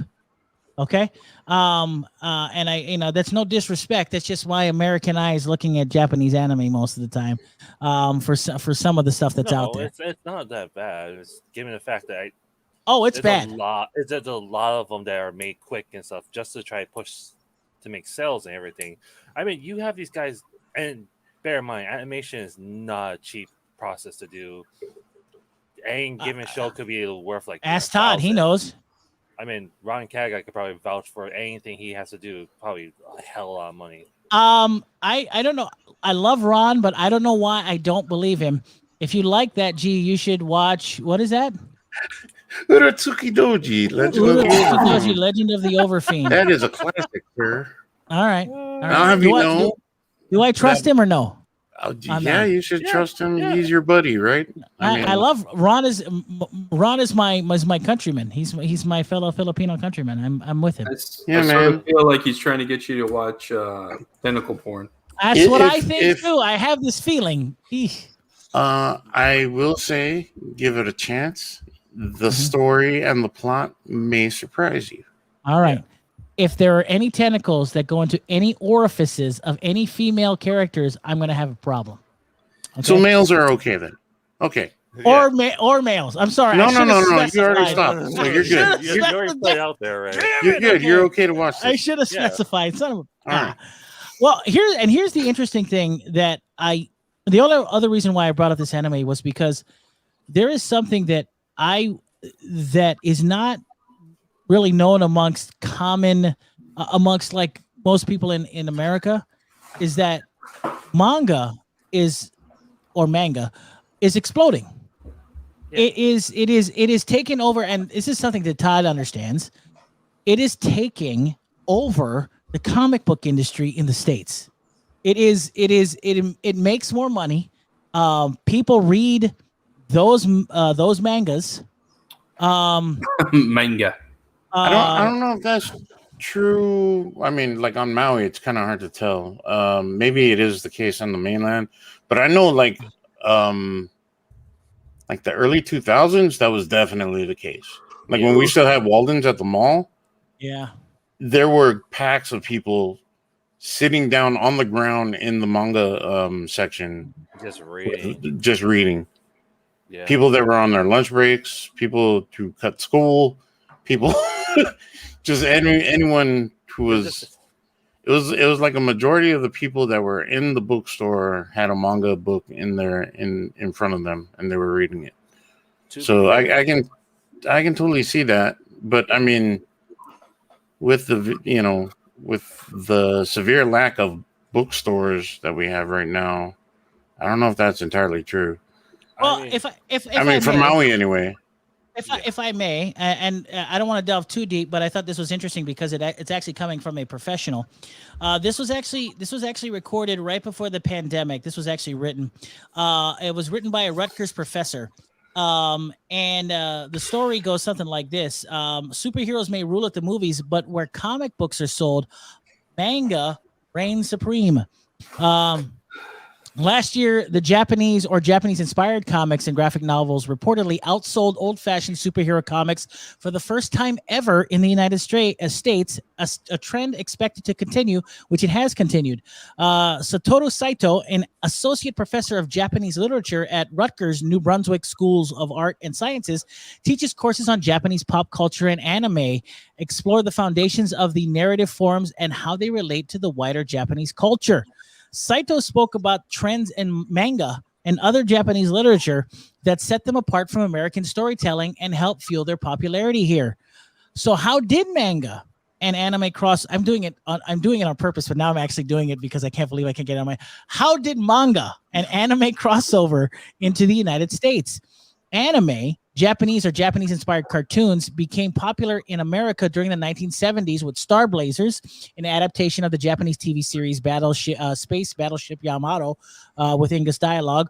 Robotech, produced by American and Japanese companies in the 1980s, helped raise anime's popularity even further. Manga are Japanese comics, and just as American comic books are the basis for the Marvel Cinematic Universe films, manga are the basis for many anime films. Manga were much slower to take root in the US, but started to gain a serious readership in the 1980s. Manga have a higher barrier for adaptation in terms of language and format compared to anime. For example, manga reads from right to left, so an English version read from left to right would require a reordering of the original. get this. What are common themes in manga, and how do they differ from American-style superhero comics? And I'm sure Todd will have something to say about this. Many manga focus on everyday situations, such as stories set in schools with adolescent characters. One popular category in sports manga, which often focus on school teams and emphasize hard work, dedication, and practice to develop a skill and defeat challenges. A theme called Ganbaru, or to do your best. The 1980s soccer manga Captain Tsubasa became popular in Europe and inspired world soccer stars such as Zidane, I should say, that's his last name. As for Japanese superhero narratives, many have children as protagonists and are coming-of-age stories using themes such as Ganbaru. Many are told from the perspective of children forced into the adult worlds of crime fighting or war, and illustrate the hypocrisies of the adult world through detailed descriptions of children's inner turmoil. Many Japanese superhero stories have more in common with Star Wars or Harry Potter, including themes such as the juxtaposition of Opidal struggles with father figures against the backdrop of galactic war and detailed portrayals of hero training. A recent trend within the Japanese superhero narrative is called Seikaike, or world style, which juxtaposes the catastrophic with the everyday and the personal. Another recent trend, which reflects the tendency of manga and anime to play on genres, is self-reflective parodies of the superhero genre. My Hero Academia and One Punch Man are good examples.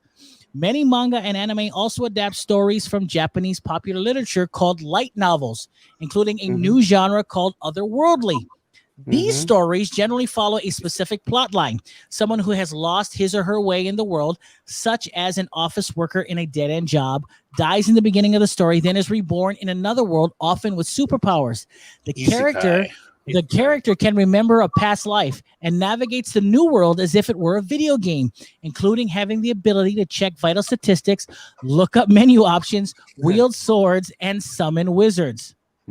Okay? So, last but not least, in his the last paragraph of kind of getting this all together from his study, he says, how do students benefit from studying Japanese pop culture, or how can we learn from that? Many of my students, according to the professor, have landed jobs as manga translators, a growing field thanks to the art form's surging popularity in the United States. He says his courses challenge students to look deeply into Japanese culture and their own culture, and to learn some of the Japanese language. Popular culture forms communities and bonds people together. And the exchange of popular elements from one country to another makes people in both cultures learn a deeper appreciation for each other. So, very interesting. Fair. And I think isn't that essentially what we were doing, or what we should have been doing here anyway? These themes are supposed to bridge the gap, because those things are common. I think when it comes to those kind of things, Maui is kind of ahead of the curve. Well, Hawaii in general is kind of ahead of the curve when it comes to that kind of thing. Yeah. Daniel in the chat says, "Is Todd going to do a manga book after?" Yeah. He's gonna do a Josei. Todd, and here's my question for you: being a dirty American comic book artist and writer, creator, what do you think? Do you think that holds true? Do you think the reason why manga is more popular than comics now is because of the themes, and maybe American artists and comics are missing the point? What say you as a comic book artist and creator? I think about 2 or 3 weeks ago, I said that manga isn't a genre. Interesting. Nobody treats manga as a genre in Japan. There are genres of manga, and the themes that you were talking about are the different genres. Yeah. But American comic books, by and large, have been limited. 70% of the output, is Marvel and DC, and so they're completely limited to superhero tales. So we've got one genre in American comics kind of strangling the medium.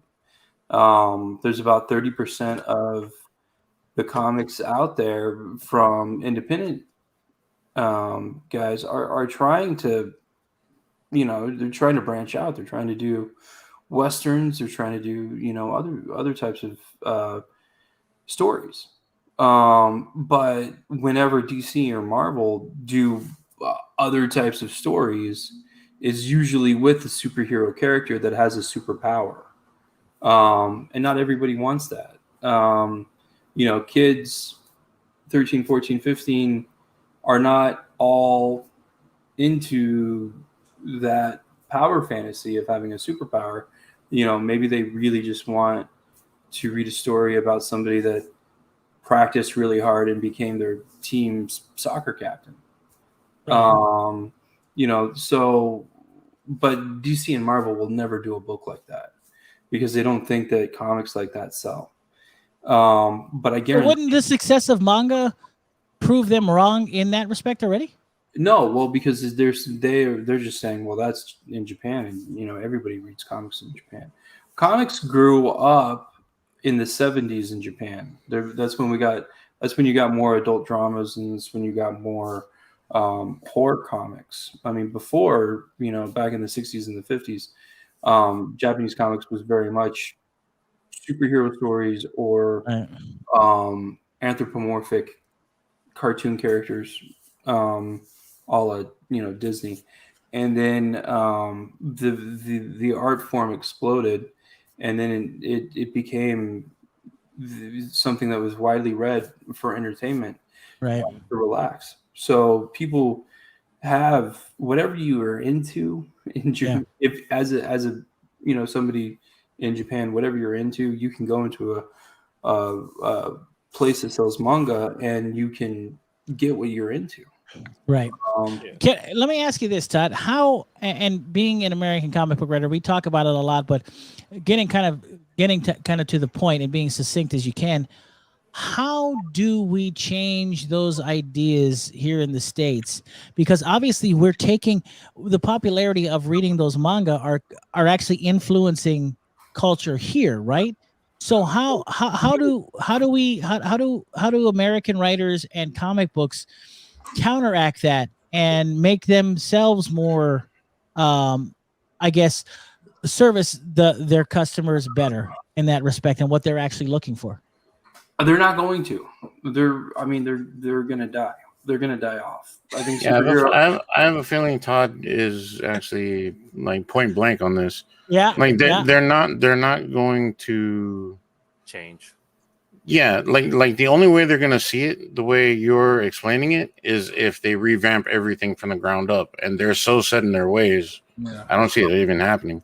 Yeah, both DC and Marvel have tried to do manga style comics. I've seen those. Yeah, those are very superficial, and they usually are just trying to adapt whatever character into the artwork. Mainly, it's not like they're really telling. They don't really understand the genre. They don't really, or the themes that are present in those works. So, but yeah, I think that probably over 51% of American comics readers are female, and those females are also really, really interested in the romance stories that manga can offer. And so you see a lot of romance titles in manga. And if you go into Borders or Barnes & Noble, well, not Borders, but Barnes & Noble or any other bookstore or comic book store, a lot of those shelves are filled with romance titles for females. And I don't see DC and Marvel ever trying to do that. Even though... to be fair to them, wouldn't that be the reason why they keep releasing those YA novels, those graphic novels, those young adult novels? No, yeah, they're definitely trying to eat up shelf space. I'm not sure those really work. I mean, when they recast those characters out of canon, I mean, I can't imagine somebody thinking like, oh, well, this Harley Quinn young adult novel that I read from DC Comics has got to be the way that Harley Quinn is for the rest of her depictions. And then they pick up a comic or they go see the movies, and it's totally different. Okay, so do you think? And I use this term not as I'm not using this term bombastically at all. Do you think that the comic book industry here in the States is gatekeeping those ideas from their American readers because they just want to keep them? Yeah. Would that be a fair statement, or am I being over exaggerating? Well, the problem with the market right now is the problem with the business, I suppose, or the industry, is that they don't understand who they want to sell comics to. They want to sell comics to their long-term readers, and because they want to preserve the collectability of that title. Right. So anybody that's got, the first appearance of Spider-Man can get the last appearance of Spider-Man and have a complete collection. Gotcha. So they're trying to fulfill that need, where eventually these comics are going to be worth money. They're collectible. They're selling these comics to people that are just going to put them in a sleeve, bag and board them, get them graded, and then hopefully they'll be worth money later. And then the other. How does that benefit? Can I ask you? I don't mean to interrupt you, and I kind of do actually. But what does that do for? That doesn't do anything for their pocketbook or their bottom line, does it? Because it doesn't matter. It doesn't matter how much that comic book is worth. It matters how many you sell, right? So if you sell more and they're good stories, what am I missing? Am I just being naive? But they're not. They're selling, tens of thousands or hundreds of thousands of these collectible comics. Most of these marketing ploys are like, well, if you get the 1 out of 2,500 cover, that's going to be way more collectible in the long run. So every marketing scheme that Marvel and DC has ever come up with has always tried to increase the collectability of that object. So by doing, but that goes against everything those companies were started for, because they told great stories in the beginning. Both Marvel and DC did, and that's what sold those comics. Am I wrong about that? I mean, not. They told original stories in the beginning. I think that's part of it, and I think that when Marvel came out in 1961, I think that they were really riding the wave of. There was a void, there was a vacuum in comics, and they decided to fill it with 5 or 6 at first, and then 10 or 15 titles of superhero stories, because that was all you could do. Because if you tried to do anything else, you were going to run into problems with the Comics Code Authority. You can't have romance in a comic book, because then you're going to have sex, and if you have sex, then you're not going to be able to get approved by the Comics Code Authority. And that's why we didn't have. Is that why we didn't have Tales of Terror or any of those other comics? Yeah, I mean, it killed all the horror comics. It killed a lot of the Western comics too, because a lot of the Western comics, like in sci-fi and in superhero comics, Superman can hit an alien, Superman can hit a robot, but Superman can't hit another person, because you just murder that person. But in the Western comics, you've got people using guns and killing them. You've got people getting hung and executed, and you've got people getting pulled apart by wagons and stuff, and you've got racially charged violence between cowboys and Indians. And so a lot of that was problematic for the Comics Code Authority, and eventually they killed off all the Western comics too because of that, I think. And so that's So what it sounds like to me is, and kind of wrapping this thing up, what it sounds like to me, Todd, is that American comic book publishers and writers and artists are preparing for their own demise. Is what it kind of sounds like to me. Well, they're not going to. I don't know. Well, the problem with Marvel and DC is that they're part of large corporations, and they're not nimble. They can't change the way that small independent guys can, and fulfill the need for the market. They can't the market demand, and so that's the problem. And I think eventually Now, I guess Discovery owns DC Comics, and Marvel's a Disney thing. And, Disney's not happy with Marvel, so they're licensing out these characters to other comic book companies like IDW, so they don't have to. That's better for their bottom line. So I think that's what's going to happen. I think that we're going to see these conglomerates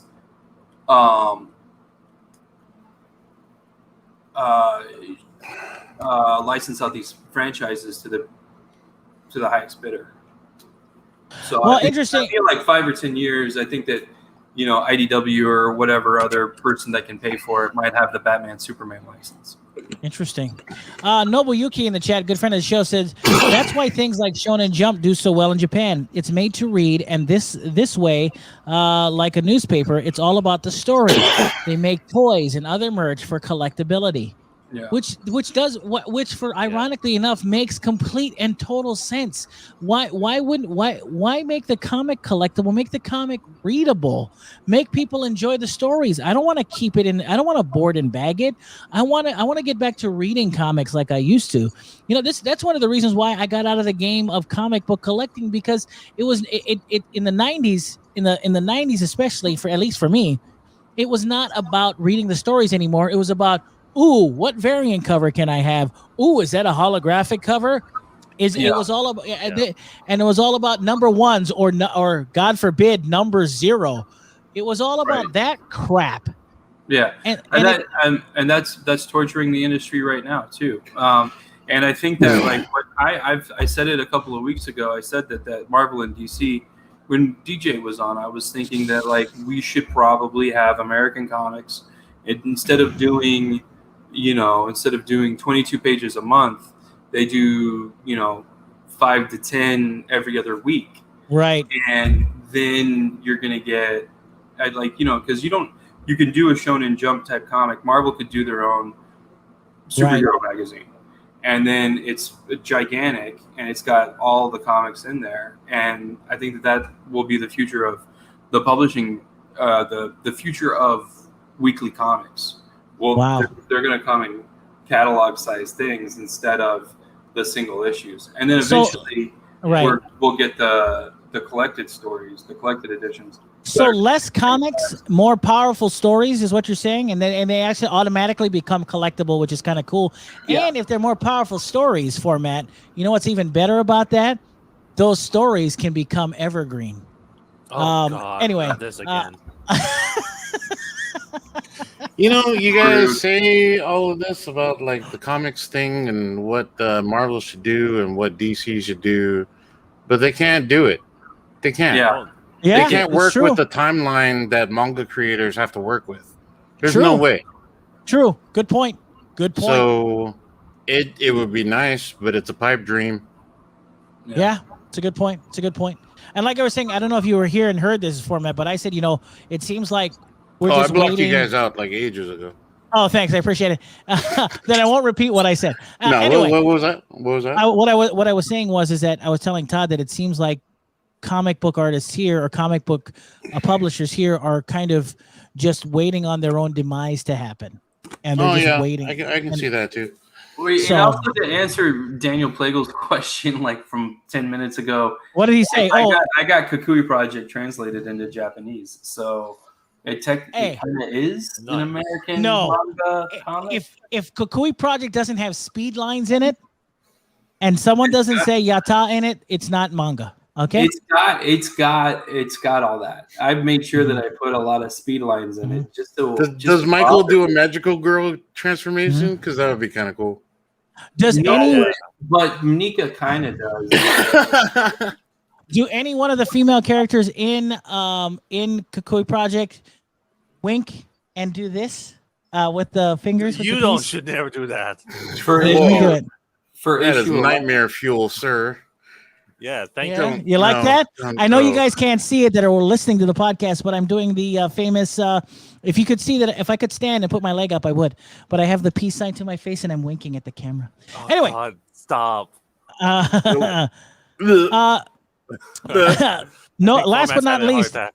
Nobuyuki says also artists in Japan write manga to be manga. They don't make manga to turn into blockbuster movies. That helps the that's true. story a lot, Yep. which makes sense. Which totally makes sense. Anyway, Todd Bernardi, Phormat, and all you anime lovers out there, appreciate your input on this. I'm glad I brought it up. And it's going to be a while before we bring it up again.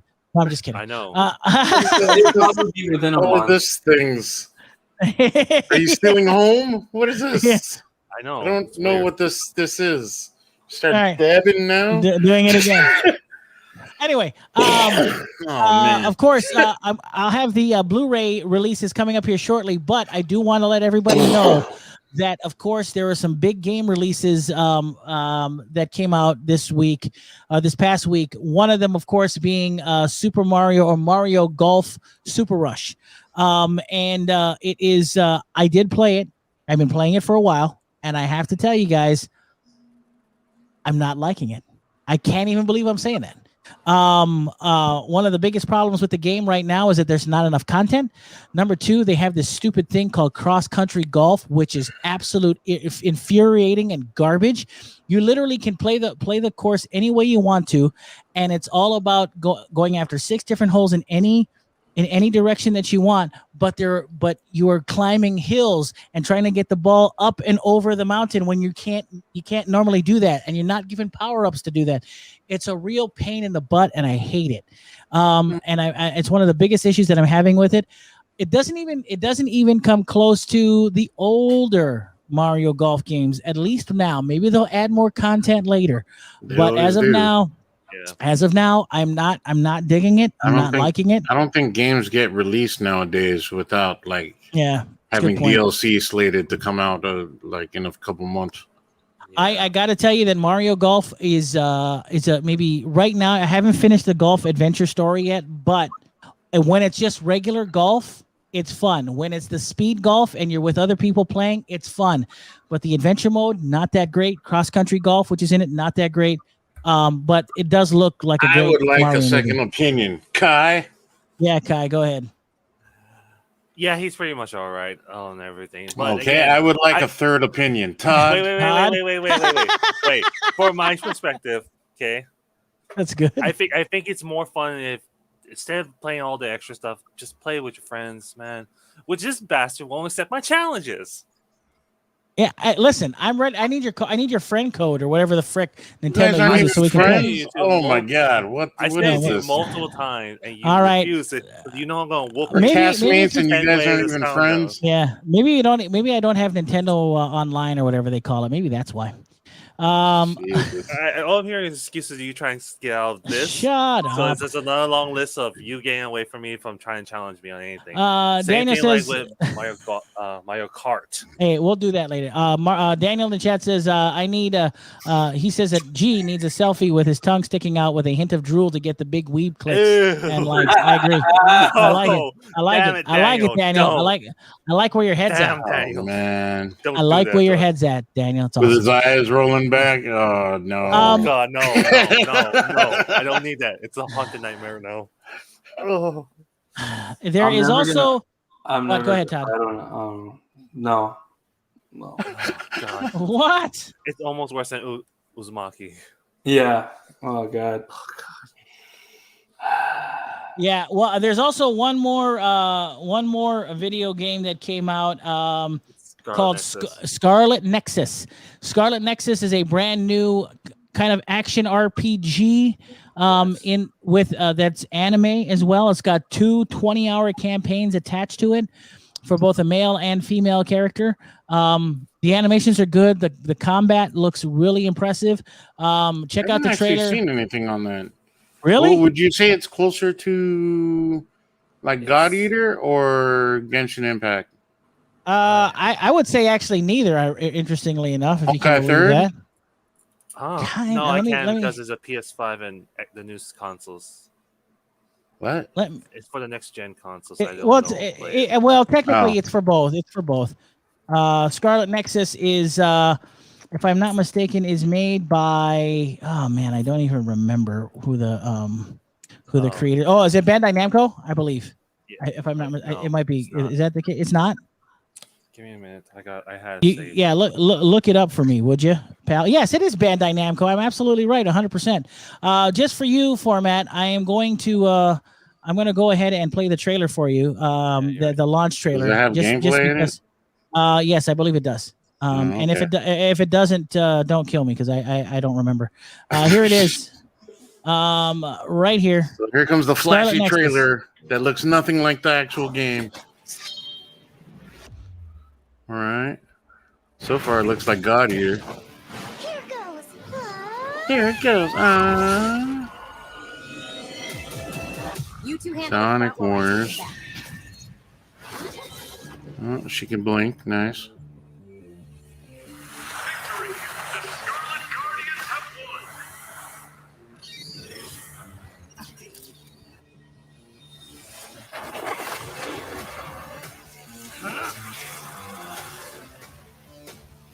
It's not just our power. It's all of our powers working as a team. Oh, this feels so much like God Eater.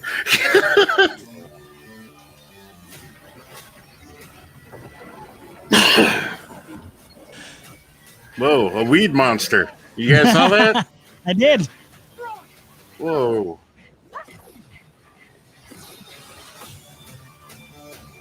Huh. It's that episode of Loki when he stopped the thing from falling. Two entirely unique perspectives. Oh, so in that respect, it's like Genshin Impact.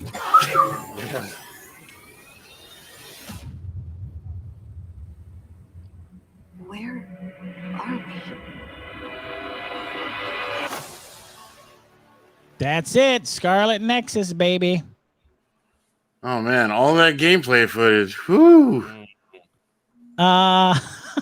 According to Nobuyuki, Weed Monster was his nickname in high school. I wonder why they stopped calling you that. I wonder why. Anyway, before I forget, because we've been talking about a lot of crap, I forgot one more thing before I get into the releases for the week. Loki, because we talked about Black Widow, I forgot about Loki. Did everybody watch last week's episode? Yeah, everybody watched last week's episode. What did you guys think? Quick synopsis. What did you think? Phormat, it was go. good.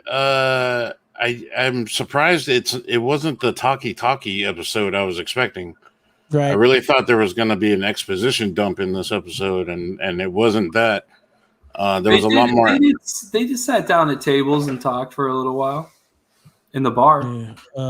Well, yeah, but it wasn't like I had left the second episode thinking that she left the gate open on purpose. But when he shows up in the TVA, that is obviously not the case because she's really annoyed that he's there. But I have a feeling that this entire episode takes place in Loki's head.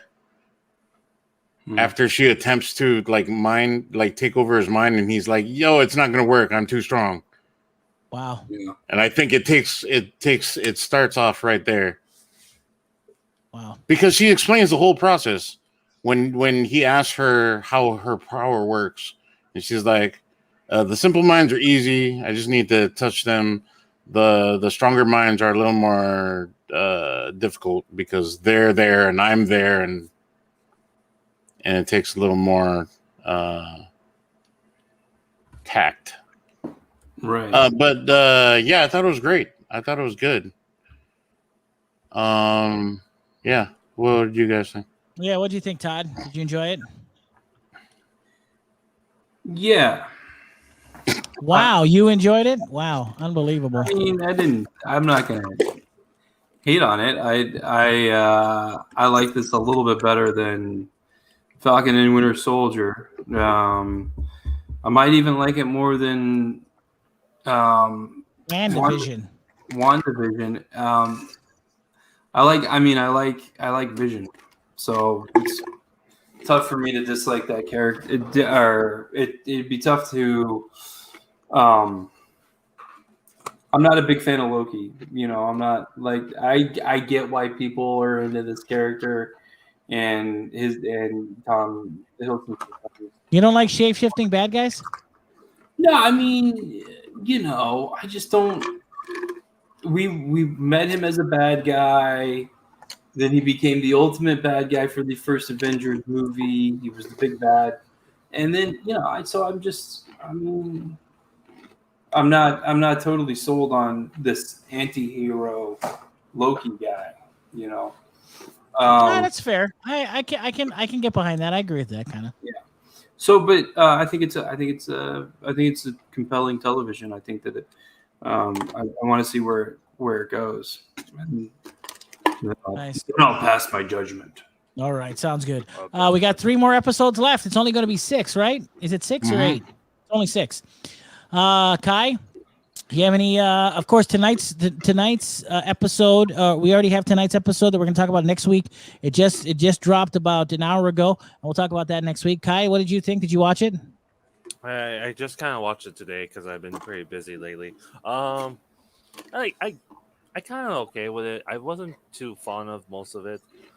I don't know, something about the female Loki kind of rubs me in a different way. Like, okay, I just kind of want to see where she goes farther with the character, see where this story goes.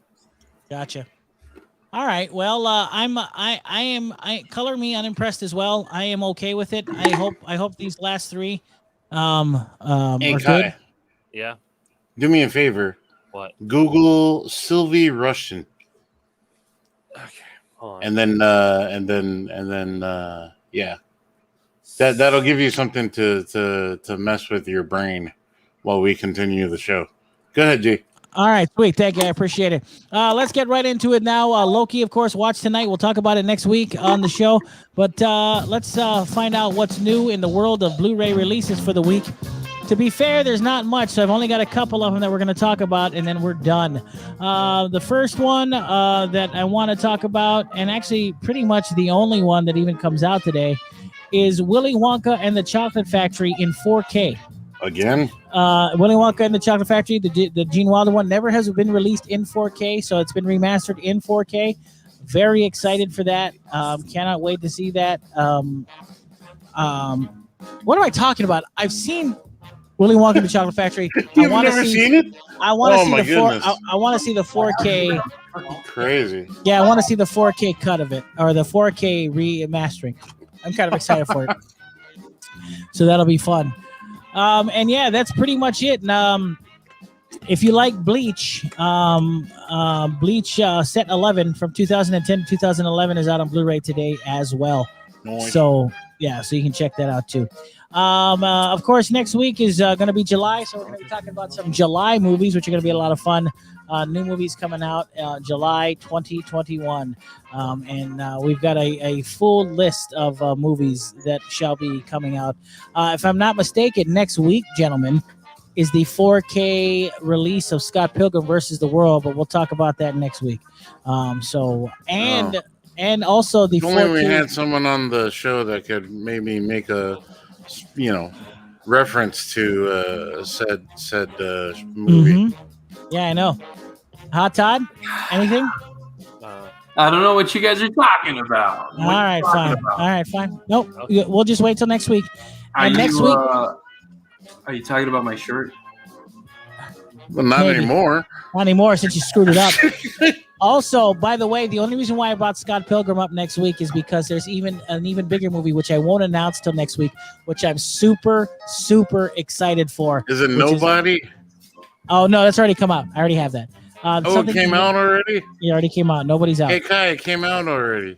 I know, we saw it last night. Yeah, you guys are dumb. Anyway, and that is it for your Blu-ray releases for the week. Next week is going to be a big, big day for us. Nice. Anyway. Hey, can I make a recommendation that just came out this week? Sure, go ahead. Something that Phormat likes because he got Alika hooked on to it. Sure. Dororo came out this week, the complete collection edition. Totoro? It's a Dororo. That's what I said. Dororo. Okay, can you roll your R's or something? Because you sounded horrible. Sound like you're mumbling. You're talking with marbles in your mouth. Is that the one that was on Netflix? No, It was no. on the Primes. Oh, it was Yeah. on the Primes. Got it. Okay, sweet. It's gruesome. Yeah. It's really good. By the way, I would really recommend it. it? If Is you're it on there into, now? like samurai stuff with like gruesome visuals. Hey, and by the way, Why are Whoa. you far away? whoa! What the Did you heck just was that, play Todd? A video of yourself. I've got the Facebook feed up, and I accidentally Yeah. it. I'm Good so job, sorry. Todd. Dumb. Before I forget, speaking of Amazon Prime, there is one more movie that is coming out on Friday. Is we'll it talk Nobody? Shut up for me. Oh. You're so stupid. Next, if you guys have a chance to watch it on the Primes, let's talk about it next week. The Tomorrow War, starring Chris Pratt, comes out. Yeah, that comes out. That comes out. Oh So, yeah, I don't have the Primes. Then how did you watch Dororo? Or I whatever? had the Primes. I don't have it anymore. Oh my gosh, are you serious? Is it still on there? Because if it's still on there, I definitely recommend it. You should watch it.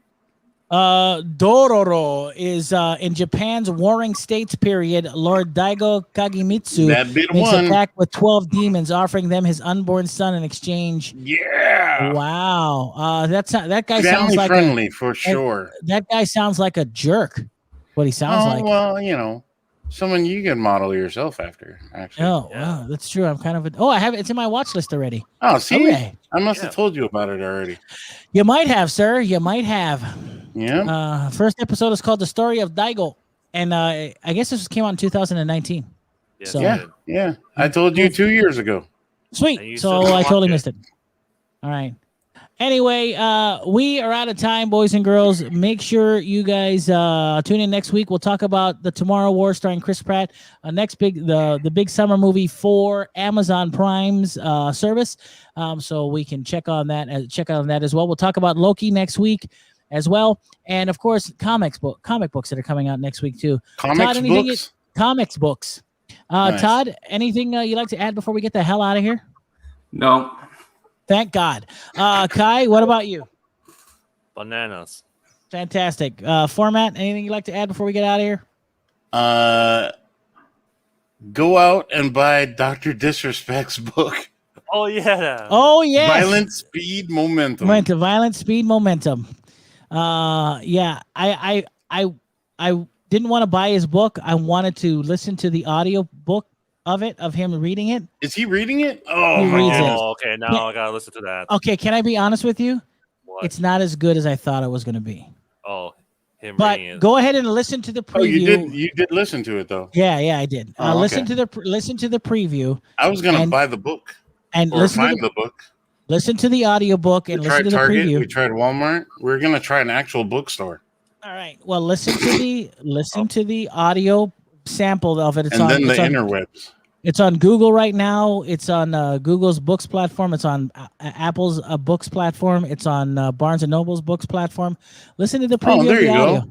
Just Listen go and sign up for what is it? The audiobooks?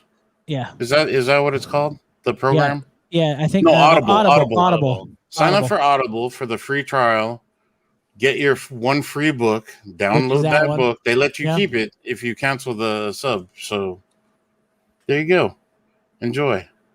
Oh yeah. Violent Speed Momentum. Yeah. That is the one. Yeah. So you can check that out.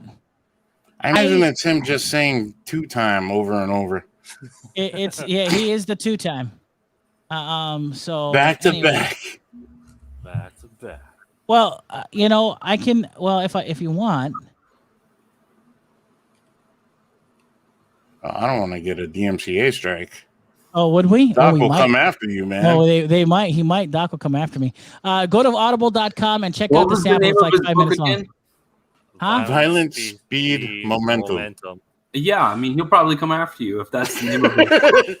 All right, sweet. I'll do that. All right, awesome. Anyway, we are out of time, boys and girls. It's time for us to get out of here. Have a lovely Tuesday evening. We'll be back next week, same nerd time, same nerd channel. I want to thank, of course, our good friends Doc, Carl, Nobu, Daniel, Ron Cutty Guy, Carl Omano, Golly, Donovan, Boob Dan Golly, Art. who's Golly? I don't know. He's Cynthia. another guy. Cynthia, our good buddy Cynthia, and Jared Van Landingham, somebody that Todd's probably slept with. I don't know. Yeah, it's my buddy from high school. Oh, so you did. Hey, did Gotcha. Nobody come out? Shut up, Todd. Shut up. We're out of He time. automatically says, "Shut up, Todd." I know it's ingrained in my brain. For Kai Kai, for Phormat, for Todd Bernardi. Shut up, Todd. And of course, myself, G Money. Peace out. Much love, and most assuredly, always stay nerdy. We'll see you back here on the show next week. You gotta do your Aloha. whatever the hell the signals are. Rhino They're there. vagina. No,